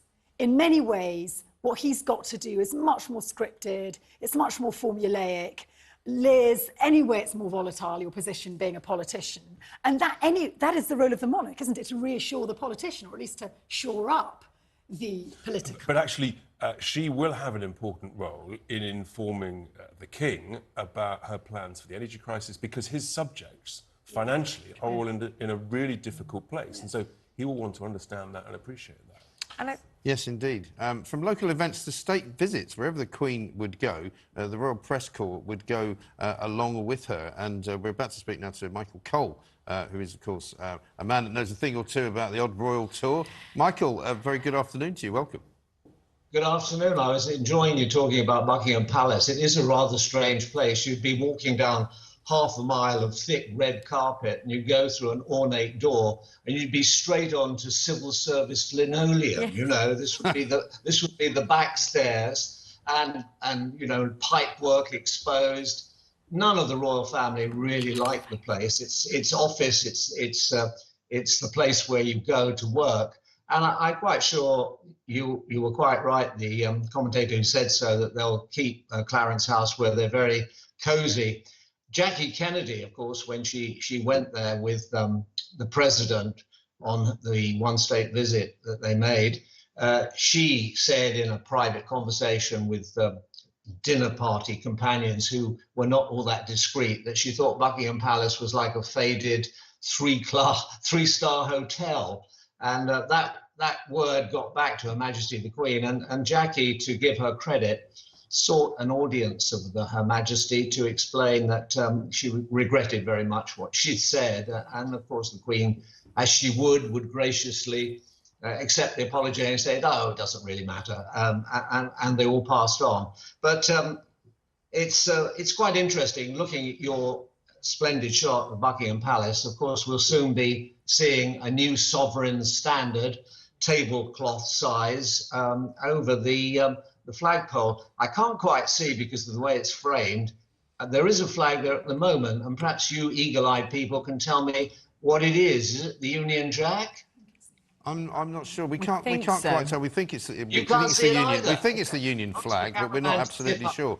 But in terms of these sort of intricacies of refurbishing Buckingham Palace as well, I mean, that's currently being done, Michael. Is it going to be the place where still the entertainment goes on, where those lavish state dinners happen, where, you know, the people who work there will continue to work there? How will the household change? Oh, I don't think it will change, and that's what it will be used for work businesses. State visits, and obviously important visitors will be put up there. If Claridge's Hotel is full, that is. And it will continue to be used for investitures, and they'll all have their offices there. But home is always somewhere else. Of course, Her Majesty the Queen was the beneficial owner of Balmoral Castle and its estate, Sandringham House and its estate, and Prince Charles has now inherited both of those. They're the only properties that are personally owned by the monarch.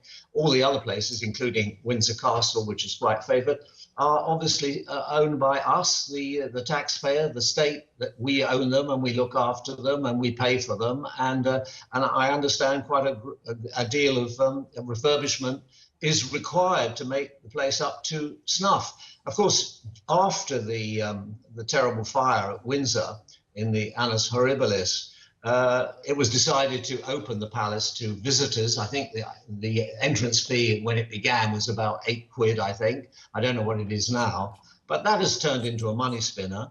And that has been continued most years, apart from the COVID years, ever since. What is interesting, I thought today, and there was a bit of history, and I think very little is done by accident in the royal family. When they flew into Northolt, RAF Northolt, the new king and the Queen Consort alighted from the aircraft in exactly the same spot where the Queen came back from East Africa, from Kenya, via Rome, when she inherited the throne, when her father sadly died on a frosty night in February 1952. That aircraft stopped in Rome, and mourning clothes, black clothes, had been flown out, and they were taken on board the royal flight. And then, of course, it arrived at Northolt, and there was Winston Churchill with his entire cabinet, bowing from the neck. Her Majesty the Queen came down the steps. The Duke of Edinburgh was going to walk down with her, but the Queen's private secretary put his arm up and said, "No, you don't do that. You let the Queen go by herself. She is the monarch." And if you watch the old film, you'll see the Duke of Edinburgh bounds down pretty smartly afterwards in order to catch up with his wife to say, "Well, I'm not too many steps behind her." That was history. And then, of course, you saw it today with King Charles III. It's rather strange to say those words, isn't it? King Charles III and his Queen Consort coming down from Aberdeen, not from East Africa, but from Aberdeen, from the north, to begin his reign in London, to be greeted and to go back to Buckingham Palace, where, of course, he was given a fine reception by those people there. And I think, you know, it's one thing we must say, all those people at Buckingham Palace, they're all there of their own accord. they want to be there. They're not being bussed in. This is not North Korea. They're not being dragooned and told to march or wave a flag like happens in Moscow when Mr. Putin, Comrade Putin, goes by. They're there because of one very big word: affection.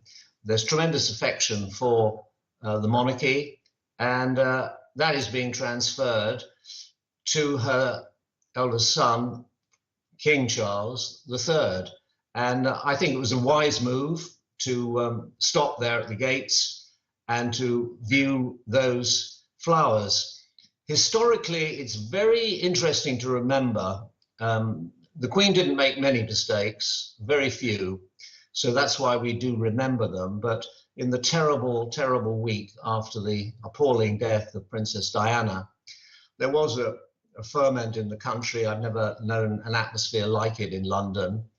And I think it was the Sun said, or the Mirror said, "Speak to us, ma'am, speak to us." And the Queen remained resolute at Balmoral. And when she came down, there were flowers, as there are today. And she was persuaded, or she wanted, certainly, all the members of the royal family got out of the car to view the flowers, just like Prince Charles was doing then. And a member of the public came up to her with a flower, and she said, the Queen thought it was for Diana, and she said, I will put it down for you. And her loyal subject said, "No, ma'am, it's for you." Michael Cole, thank you so much. Thank you. A very, very beautiful story and beautifully told, actually. Very beautifully Thank you very told. much. Joining us now, though, a man who interviewed most major political and royal figures. It's filmmaker Michael Cockrell.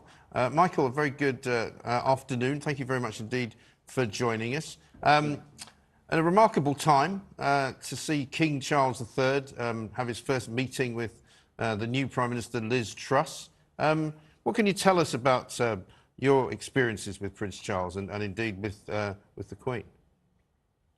Well, Prince Charles, I was introduced to Prince Charles some years ago, and he asked about my work, and I said, I try to get politicians to speak properly to me, candidly. He said, "Isn't the problem to stop them speaking?"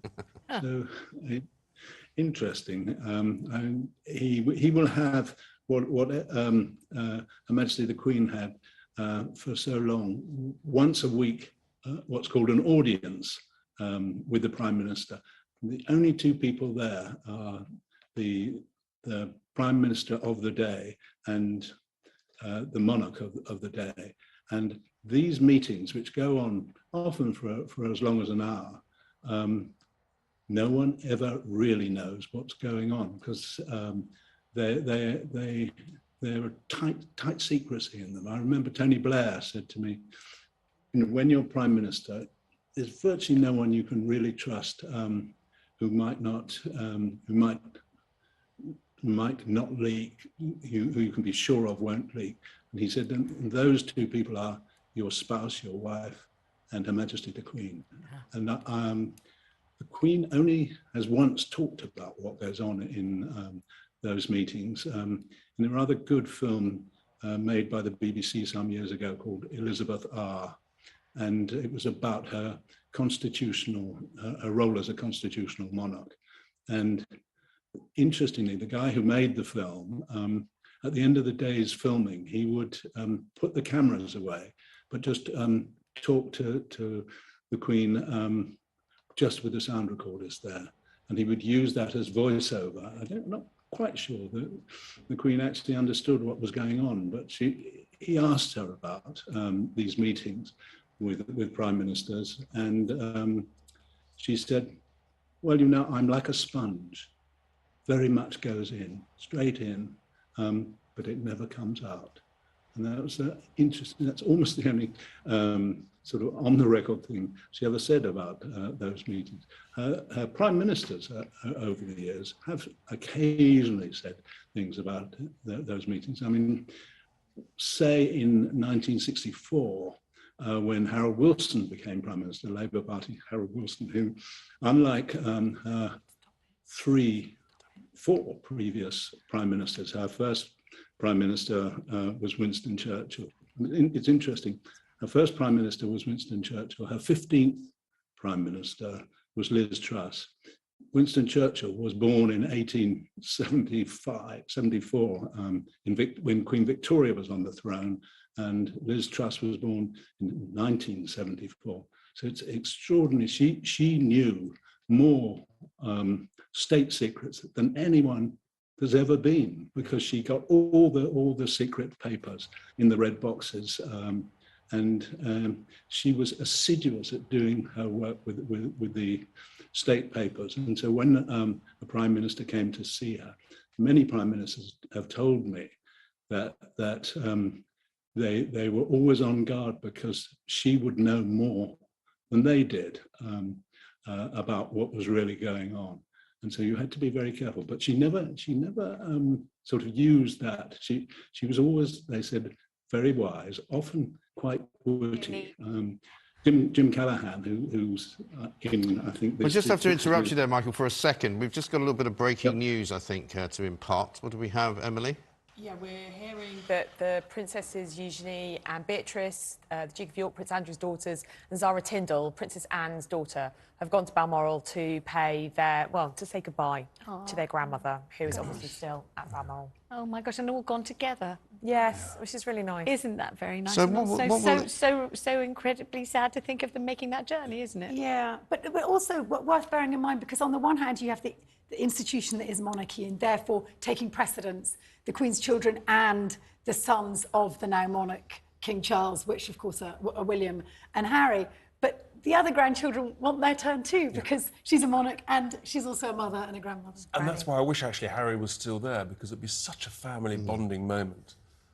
You know, because they're a family, like anybody's family, and you're going to grieve. And the other breaking news is that Liz Truss, who arrived at 3:40, my son's in the sort of the front row, he has just seen her leave. Well. He's like doing our special reporter. You know, he's not going to put in for a shift fee, is he? We must, of course, thank Michael Cockerell for that excellent contribution. Yes, Michael Cockerell, thank you very much indeed. So Liz Truss has been and gone. So she was there about 40 minutes. She left just after 4:15 in the same convoy. So, yeah, they've obviously had a good 40 minutes working out, frankly, who's doing what. Yeah. And Tessa, what will the scene be at Balmoral when the younger royals get up there? What will they be greeted with? Well, the staff at Balmoral don't change as frequently as they do at other royal palaces. There's a very loyal staff. There's the estate workers. It's a big estate, 50,000 acres. You know, it's like 150 buildings. Yeah, I was up there once, and ecosystem. we thought we'd try and sort of find whether we could find a way of seeing. You can't see it because it's so big. You just don't see Balmoral at all. It's very cleverly enclosed, although, as we discovered just before the Queen died yesterday, of course, all talk about Airbnb, and we discovered there's actually 8 cottages you can rent. Yes. But £345. Indeed, but not when the monarch's in residence, it must be said. So they will have staff members that they know well. This is a place where they've all holidayed frequently.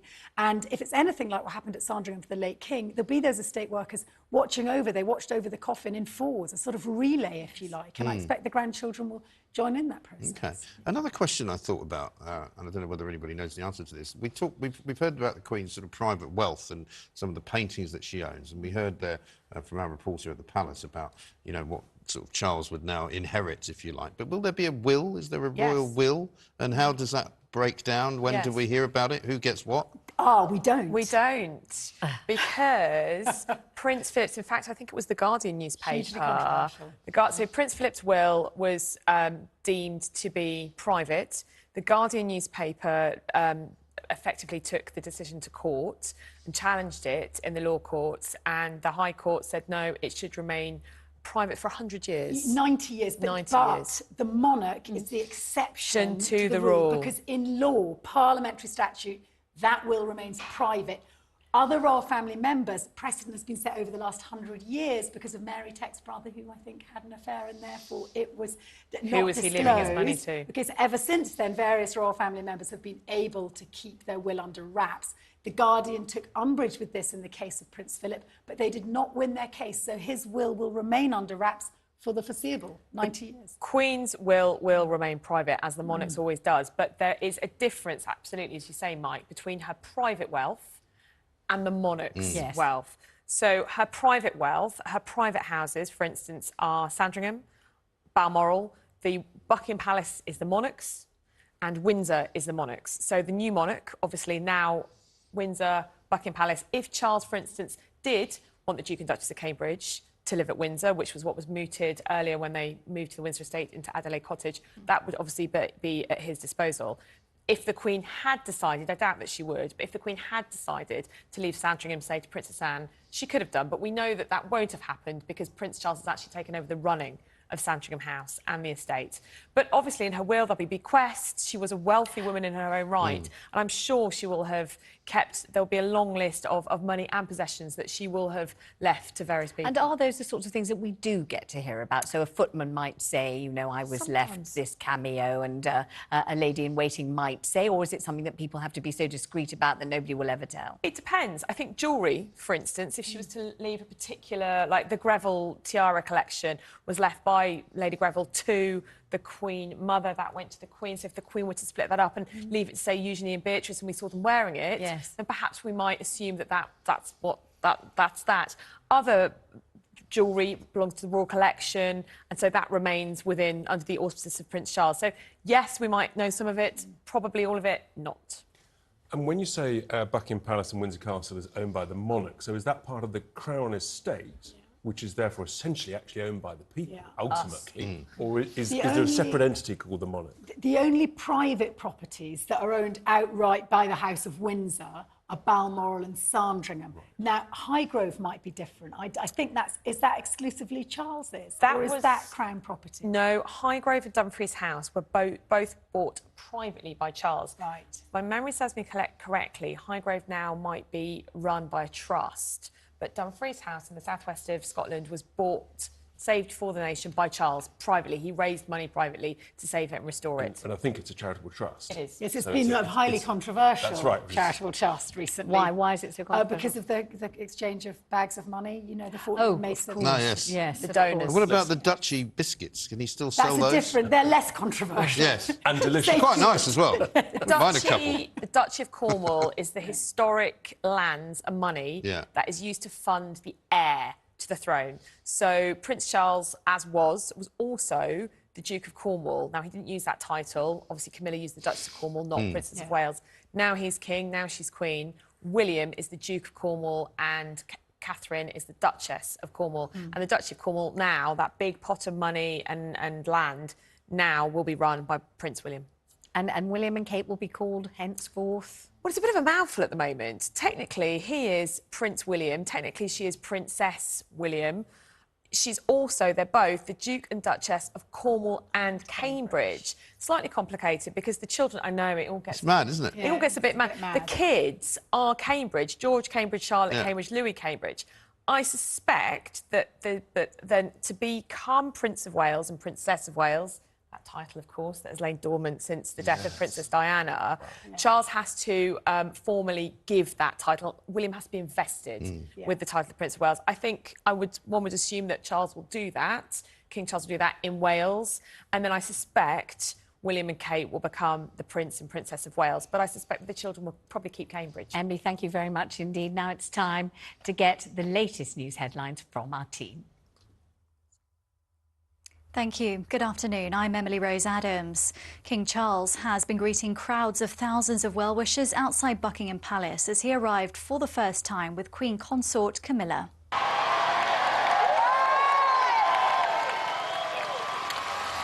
There were cheers, tears and even a kiss for the new monarch as he met those who have gathered to pay their respects to Queen Elizabeth II. People have been singing God Save the King, and the King's standard has been raised above the palace for the first time. Some of those paying their respects have said it's a day of mixed emotions. I'm feeling up and down, sad, joyful. And it's a very precious place to come to. And the nation wants to be here. So there's a joint of sadness, but also celebration.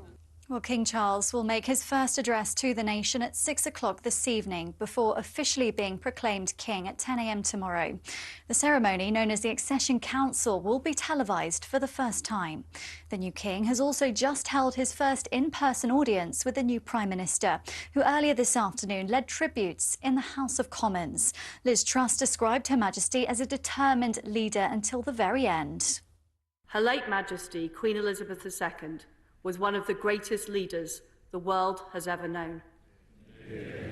And as we meet today, we remember the pledge she made on her 21st birthday to dedicate her life to service. The whole House will agree. Never has a promise been so completely fulfilled. MPs dressed in black also observed a minute's silence in a special sitting of Parliament that began at midday, with members of the House sharing their fond memories of Her Majesty, including former Prime Minister Boris Johnson.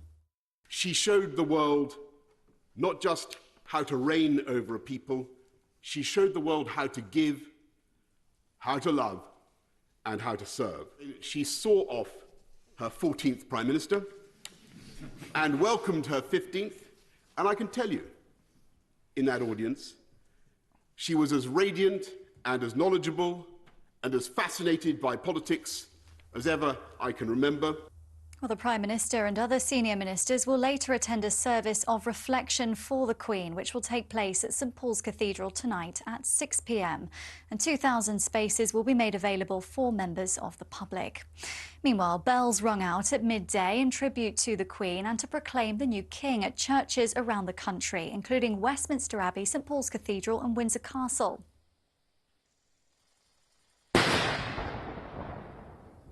And salutes have been ringing out across the UK this afternoon, with one round fired for every one of the 96 years the Queen lived.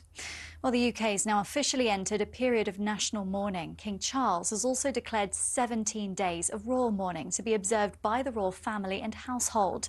Some shops have shut, rail and postal strikes have been called off, and sporting events across the UK have been cancelled or rescheduled as a mark of respect. Well, the Premier League and the Football League have confirmed that all matches this weekend won't go ahead in tribute to Her Majesty's long and unwavering service to our country. And now back to Vanessa and Mike in the studio. Millions of people have had to explain the Queen's death to their children. It's not an easy task. How specific should you be? What should you say? And how do you help them understand? Well, I'm now joined by a child therapist. She happens to be my daughter as well, Saskia Joss. Saskia, hello. Hello, thank you for having me. It's a great pleasure to have you, and it's lovely to see you. But I know that, first of all, you've had to deal with explaining it to AJ, your 3-year-old, and then you've been helping parents all over the country to explain it. What did you choose to say to your own child? Well, my son is very young, and that makes a very big difference in terms of how much information to share. And I think as a parent, there's always this element of trying to make things the right size, the right bite size for your own child and their understanding of the world and the universe. And my son is only 3, and like other children in this country, he has been enraptured by the Queen, particularly because of the Jubilee recently. Children that maybe didn't really think that much about the Queen or talk that much about the Queen actually now talk about the Queen almost all the time. And because now our high streets are full of pictures of the Queen and cardboard cutouts and lots of other lovely celebratory things because of the Jubilee, there are children all over the country constantly pointing out the Queen, talking about the Queen, asking about where she lives. And there's suddenly this kind of new resurgence in the kind of in the relationship that children have with the Queen. And we're now seeing what would happen when we sever that relationship in exactly the same way that I think lots of people are feeling all over the country. And I was thinking today about grief and what it means and where it comes from. And in my opinion, grief kind of comes from two separate things. The first is how big the relationship you have with that person is. So obviously with a family member you see all the time, a large part of your life is going to be taken away. But if you think about the Queen, we see her everywhere. We see her the whole time. We saw her on our stamps, on our money, on the television. Every time we got to celebrate something fantastic with her, it's been a pleasure for everybody that they've really, really enjoyed. It helps our British identity. There's so many things about the Queen that make up our daily life that means that even though we don't generally know her personally, she still takes up a piece of ourselves that we'll be now missing. And the other part of grief, which I think is very interesting, is the part of a person that we won't get anymore. So when it's a family member, you think, they won't come to my wedding, or they won't, and obviously those things are terribly, terribly sad, and they're just as sad as the bit where you miss them for the things they did do. And with the Queen, I know there are so many people that genuinely have had as a life goal that they would meet her. And even if it was a pipe dream, it was unlikely to happen, they do have this sort of space for her in their life, this kind of wish that they might have had more of a connection with her, and because they felt that they knew her so well, there is this kind of missed moment. So we're dealing with this grief of the person taking out of our life, but also the things we wish we could have done. And that's the thing I think that's kind of shocking everyone so much, because they weren't expecting to have that the hole made by the lack of the Queen, or even this need to kind of reflect on the things we wish we might have done with the Queen. I mean, all of those things are quite surprising. So when we're talking to children, we're taking that into account, and we're trying to think about the process, the natural process of grief, and finding out information about death with children. And that's kind of, the first part is making sure they've received the information fairly and in a way that doesn't cause them any extra chaos. So the first thing is to explain it calmly. If you're very upset about it, to take time yourself to calm down before you explain it to your child. You're not pretending you're not upset. There are lots of people who are very, very upset about this news. We're trying to think, how do I present to my child that it's safe to be sad, but also that it's not so chaotic that it might overcome us? And then we're asking our children what they might have heard already. I think lots of children found out about the death of the Queen at school. And although lots of schools handle it beautifully, we might need to go over misconceptions. We might need to think, what information have they had about the timeline of this event, or what information have they had that might make them confused about death? So once we found out what they know, we also have to allow them to ask us as many questions as they would like about what is death, how do people die, all the things that as parents, I know many people are very, very scared to answer. The interesting thing about this particular death is it gives our parents an opportunity to think about our spiritual position on death, whether we believe in heaven, what we believe is the afterlife, before we encounter the need to discuss it in relation to somebody that we know incredibly personally and well in our own families or friendship groups. So it actually gives parents a very good opportunity to think through the process of what happens to our bodies after we die and how do we explain that to our children. And then we need to make space for children to have sad feelings or angry feelings, or I thought I would go to her next Jubilee and now I'm very annoyed about it. Yeah. If that's the response that your child has to this experience, we need to also allow our children to feel sad or angry or worried about any of the things that come up for death. And then the next part, which is how we end up from grief or complex grief to healthy grief, is the ability to celebrate somebody's life. So we need to think, how is our family going to celebrate the life of the Queen? Are we going to write a letter to the Queen's family? Are we going to make a collage of photos that we can find in the magazines this week of the Queen's life? What can we do to celebrate the life of such an exceptional woman and such a cultural icon for everybody in the UK? And how do we help our children to know that we can both grieve someone and also celebrate them at the same time? And I think you're the loveliest guest I've ever seen in my life on any show I've ever presented in my entire life. I just could not love you more. You're most adorable. Isn't she adorable? That's my actual child. Isn't she completely adorable? I could not love you more, honestly. I love you beyond all imagining. So was I meant to say that? Very well. Great advice. What a gorgeous guest. Yes. Mwah, Well done. to you. And you've obviously done very well as parents, haven't you? Thank you. Quite right, too. And I mean, it brings us to another question which we need to address as to we touched on it before, the mourning period for individuals. You know, do we, as she was just describing so well, moving from the grief part to the sort of the celebrating of the grief to then the moving away from that and into kind of, you know, a place, a happy place, I suppose, for want of a better phrase. That's right. And actually, it is that process. You go from the grief to the sort of the celebration of the life and how children then express that. I mean, that's going to be in schools up and down the country. Classes are going to be doing that everywhere, different year groups, and it'd be a really important part of the process. It slightly reminds me of Virginia Woolf, who always said that, you know, we live through the royal family. That, you know, they are us. Somehow there's a reflection of our emotions in them. And yesterday I found myself default going, OK, so the Queen's very ill. I thought to my own grandmother in her 90s. Yeah. She'd been singing in church, went home, had a stroke, carried on breathing for several hours. And so I relived that moment. And we've all said, you know, she's the nation's grandmother. And I think many of us, I won't have been alone in reliving that moment where my own grandmother exited. And that's the canvas. The royal family is our national canvas for those emotions. Absolutely right. I mean, Emily, for you, this is your job, your career, the royal correspondent and everything else, but nevertheless, you can't help responding on a human level. Oh, absolutely. And tell us about your little one, because she's done something so sweet. Really so sweet. I just was completely moved by it. Oh, well, I'll show you the photo afterwards. I did put it on Twitter. So I was a little bit late. That's great advice from Saskia. I was a little bit late picking up my daughter and my son from school yesterday. And the reason I was late, because we knew the Queen was very seriously ill and I was very busy.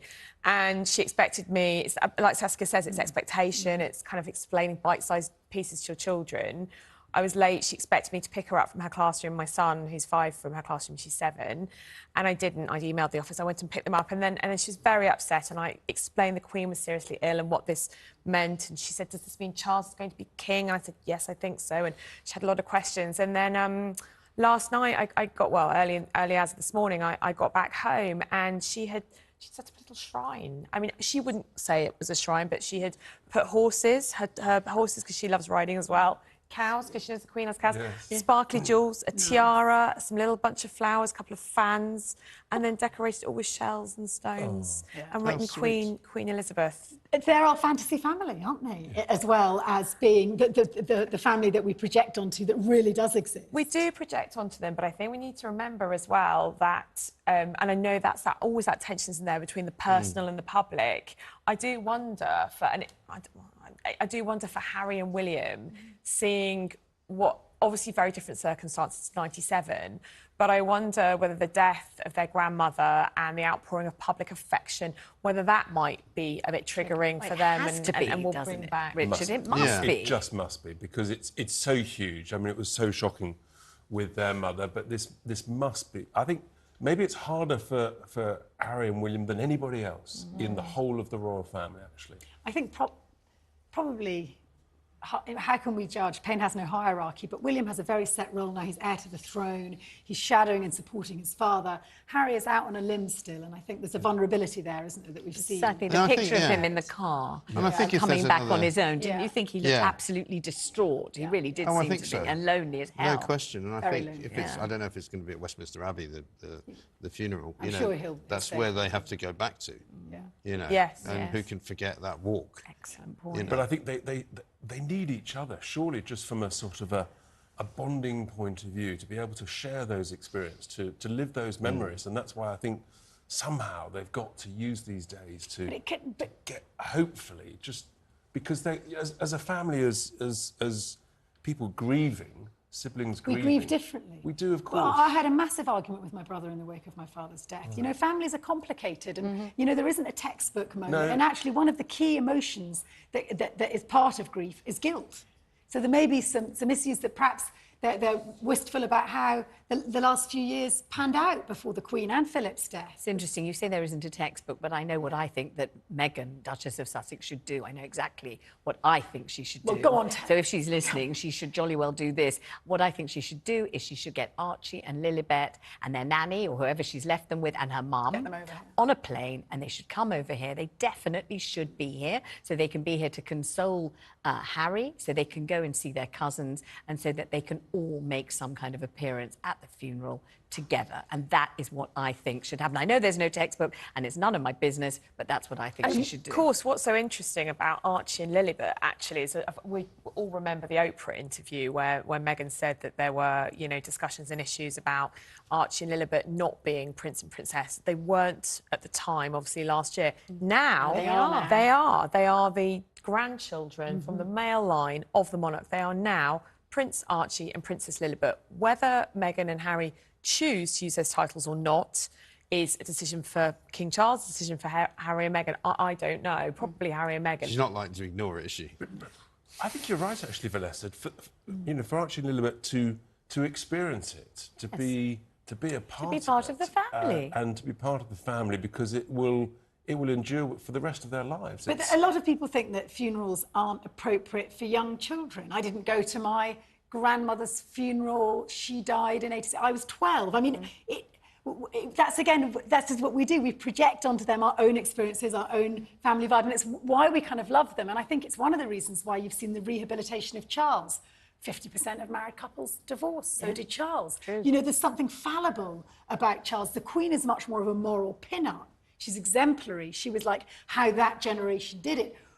Charles is much more the product of a social revolution, a hugely more complicated, and his son's yet again more complex. But I think that is, in a sense, that's real life. That is the reality. And it's the changing world we live in. It's the changing world we live in, and we have to have the strength to deal with it in our different ways. And I think it's a really interesting question as to what will happen this week with all of those family relationships. I hope it's going to be a grounds for reconciliation. I'm not saying I think it will, but I hope it will. Of course. Just for all of us, really, because we'd like to see happiness and harmony in our own lives and in their lives too. And most importantly for them, because if not, then you sort of think, well, if they weren't able to achieve it now, it becomes ever harder. That's true. And I would have thought, despite everything that's happened, they must be able to sort of come together and build off each other's strength. I don't know. I really you would don't really think hope it can. so, wouldn't you? I would hope so, but I don't think it's going to happen because I think you've seen this kind of intransigence in families before. And I mean, we all know people who don't speak to their siblings, or they don't speak to their ex-wife, or they don't speak to their children. I mean, you know, it's unbelievable. You're describing me in every one of those meetings. Yeah, that's my story as well. Still not on great terms. The problem here is that fracture and division will damage the monarchy.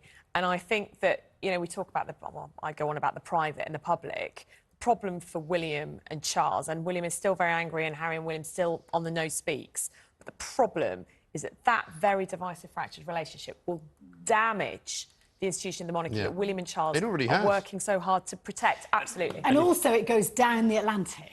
There in America, one of the reflective glories of the British monarch was actually it was so loved in America, you know, which is sort of, you know, an elective kingship, if you like, designed on the monarchy they threw out 200 years ago. Biden having all the flags at half-mast, unprecedented. Remarkable. Remarkable. Absolutely remarkable. Incredible.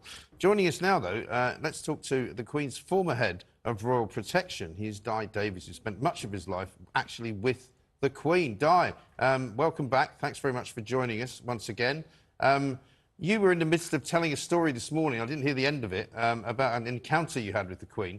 I'd just like to hear some of your stories of what it was like to personally just interact with her, because none of us really know. Well, I have to put it in perspective. I didn't do so much interacting. The Queen's police officer did. He was my representative as the OCU commander, and he and his team actually spent the 24 hours.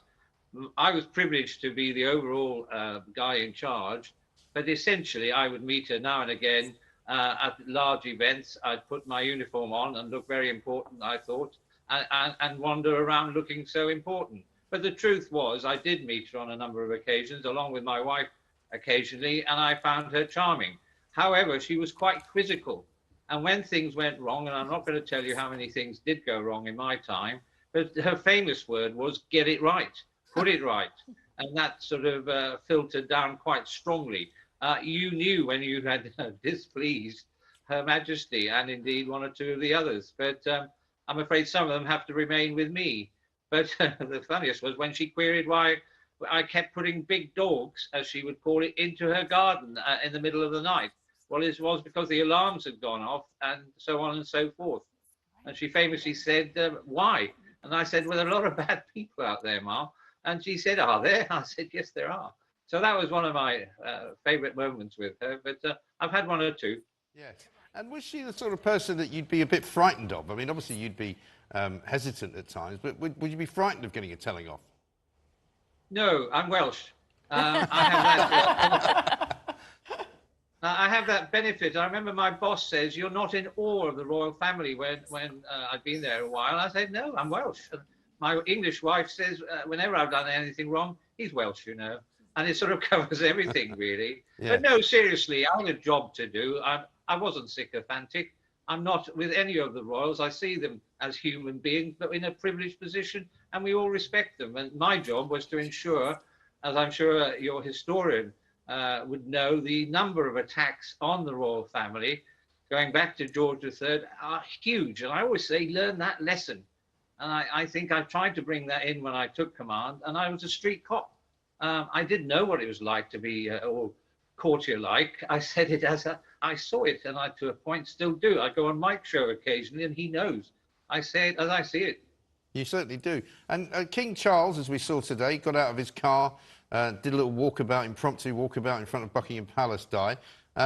Would that have scared the hell out of you at the time when you were working there? Because it's very hard to police that kind of crowd, isn't it? Well, I was there when Her Majesty, I mean, you rarely saw me on camera, hopefully. I didn't want to be seen on camera. But yes, you take precautions. And as you saw, some of the protection officers now are about 3 foot taller than me, a little Welshman, which is advantageous when you're looking into a crowd. They acted, as I saw it, very succinctly. They put, you know, their position in place to ensure the safety. But what you don't see is the hidden aspects. And we try in Britain, unlike so many other foreign countries, we're very British when we do protection. You know, we're not all shaven-headed kind of people with earpieces, although there are some shaven-headed, I suspect. But as you can see, it is a British way of doing it. It's worked mostly, and I'm very, very proud of you know, my former colleagues and the ones doing it now. What is interesting is the huge security operation that this is going to entail. And in all my experience, I don't think I've seen anything like it other than possibly Diana, but this is going to be even bigger. Yeah, absolutely right. Di, thank you very much Thank you. indeed. Di Davis, the former Royal Protection Officer. It's amazing, isn't it, when you talk to people who have had sort of close contact with her, you just get something that you didn't know, you know, that she just said, get it right. I mean, if you're the Queen telling you, get it right, you'd be going, oh, I think maybe I'll have to resign now, you know. She did have the capacity to pull rank, even early on when she went on her first Commonwealth tour. You know, that storming 6-month session she did, ending on the Royal Yacht Britannia in 53, 54, when they were like pin-up, really young and attractive. And I think 1/3 of Australia in total turned out to see them. And apparently she said to one of her courtiers, are you tired, or do you feel ill or something? And he went, no, and she said, well, take your hands out of your pocket then. Quite and she was only right 26. too, quite right. Quite right too. Slouching. Yes. Well, that's it. I mean, you wouldn't want to be caught slouching in front of No, the Queen, would certainly you? not. I don't want to be caught slouching in front of Vanessa. No, quite right too. Best foot forward, right, Richard? It must have been actually a nightmare for the protection officers this afternoon when the new king decided just to go for a walkabout. I mean, it clearly wouldn't have been. Well, maybe it was scripted, but I mean, nevertheless, completely impossible, really, to do a full and proper job for them. But that's where our head of state has always been so attractive. At the height of sort of IRA anxiety in 1981, if you think of that open-top carriage going all the way to St Paul's Cathedral for Prince Charles's wedding, and I think I'm right in saying that was just a month after blank bullets had been fired at the monarch when she was riding on her horse trooping the colour. So they've always exposed themselves to risk because to be seen is to be believed. In a way that, you know, you see completely the opposite in America, where, you know, the president is basically to be protected at all costs, even if that means that he or she will barely be seen. Yeah. I mean, it's just completely the opposite. But then, of course, arguably there's more riding at stake there because they are not only the symbolic figurehead, but they're also the political figurehead. But it is But remarkable. you remember when, I think it was with Biden when he went to the Vatican, and there was something like a 35-car motorcade. And, you know, this was him preaching the green agenda, by the way, saying, you know, this is great rule. It was ridiculous. It was 35 cars. And somebody actually told me when Barack Obama was in London, they all came down West End Lane. Now, this is a bit local for people who don't know Hampstead, but they all came down West End Lane. This guy came out of a bakery. What was that? There's all these Cadillac Escalades going. They never stop, you know. It's Whereas incredible. actually our Prime Minister's motorcade is about 4 or 5 cars. And some very, very efficient police outlaws. Arguably, that's commensurate with the size of Britain relative to the size of America. But I've seen Wills and Kate in the back of one of those Rolls Royces, which has clear windows. They're not black windows, and you can see them very clearly. And you know, they're probably bulletproof. But I mean, it's nice to have an accessible monarchy. I don't think you would want it any other way. I saw Kate in the back of Prince George's head in a Barbie carriage coming out trooping the colour this year, amidst all the crowds and people screaming. I didn't realise that fervour, that intoxicating madness very much exists still for our monarchy and the royal family more broadly. Yeah, well, all those people who are outside Buckingham Palace, as we were hearing today, wanted to see. Emily, I think it's almost kind of a jet propulsion. It's kind of like you're feeling so many different feelings. What do? You go and try to take yourself somewhere to make a kind of pilgrimage in order to show your respect and your emotion. You're not really sure quite what to do with it. Yeah, I think there'll be some people who absolutely want to go to the royal palaces, talk about, you know, the Queen and with other like-minded people. There'll be some people who absolutely don't give a fig and think this is all ridiculous. And why are we devoting so much? I'm sure there'll be letters to the BBC about why they're devoting so much coverage. You can't please everybody. Everyone, you know, we're all human. We're all going to feel things differently. But I think Saskia hit the nail on the head when she said that, you know, we all experience grief differently, and we all, you know, it's going to be some that loss is going to be tiny. That loss is going to be huge. But, you know, you can't escape the fact that we have lost her. It is a seismic moment in history. And even if you pretend that you don't care and it's nothing, we are in a time of huge change. It's very challenging for the British brand. But better to share and to talk about it and to sort of share that grief in different ways, as Saskia was saying. Well, thank you very much to all of you. Well, of course I'm a millennial. Thank you very much for the information, the emotion, and thank you so much for everything. Thank you for joining us for our extended coverage of the death of Queen Elizabeth II, live on talkTV. And we'll continue bringing you all the latest updates as a nation in mourning pays tribute to our longest-serving monarch and looks ahead to the dawn of a new era under King Charles. Tom Newton-Dunn will be here next and will bring you the King's address to the nation. But first, let's get the latest headlines now.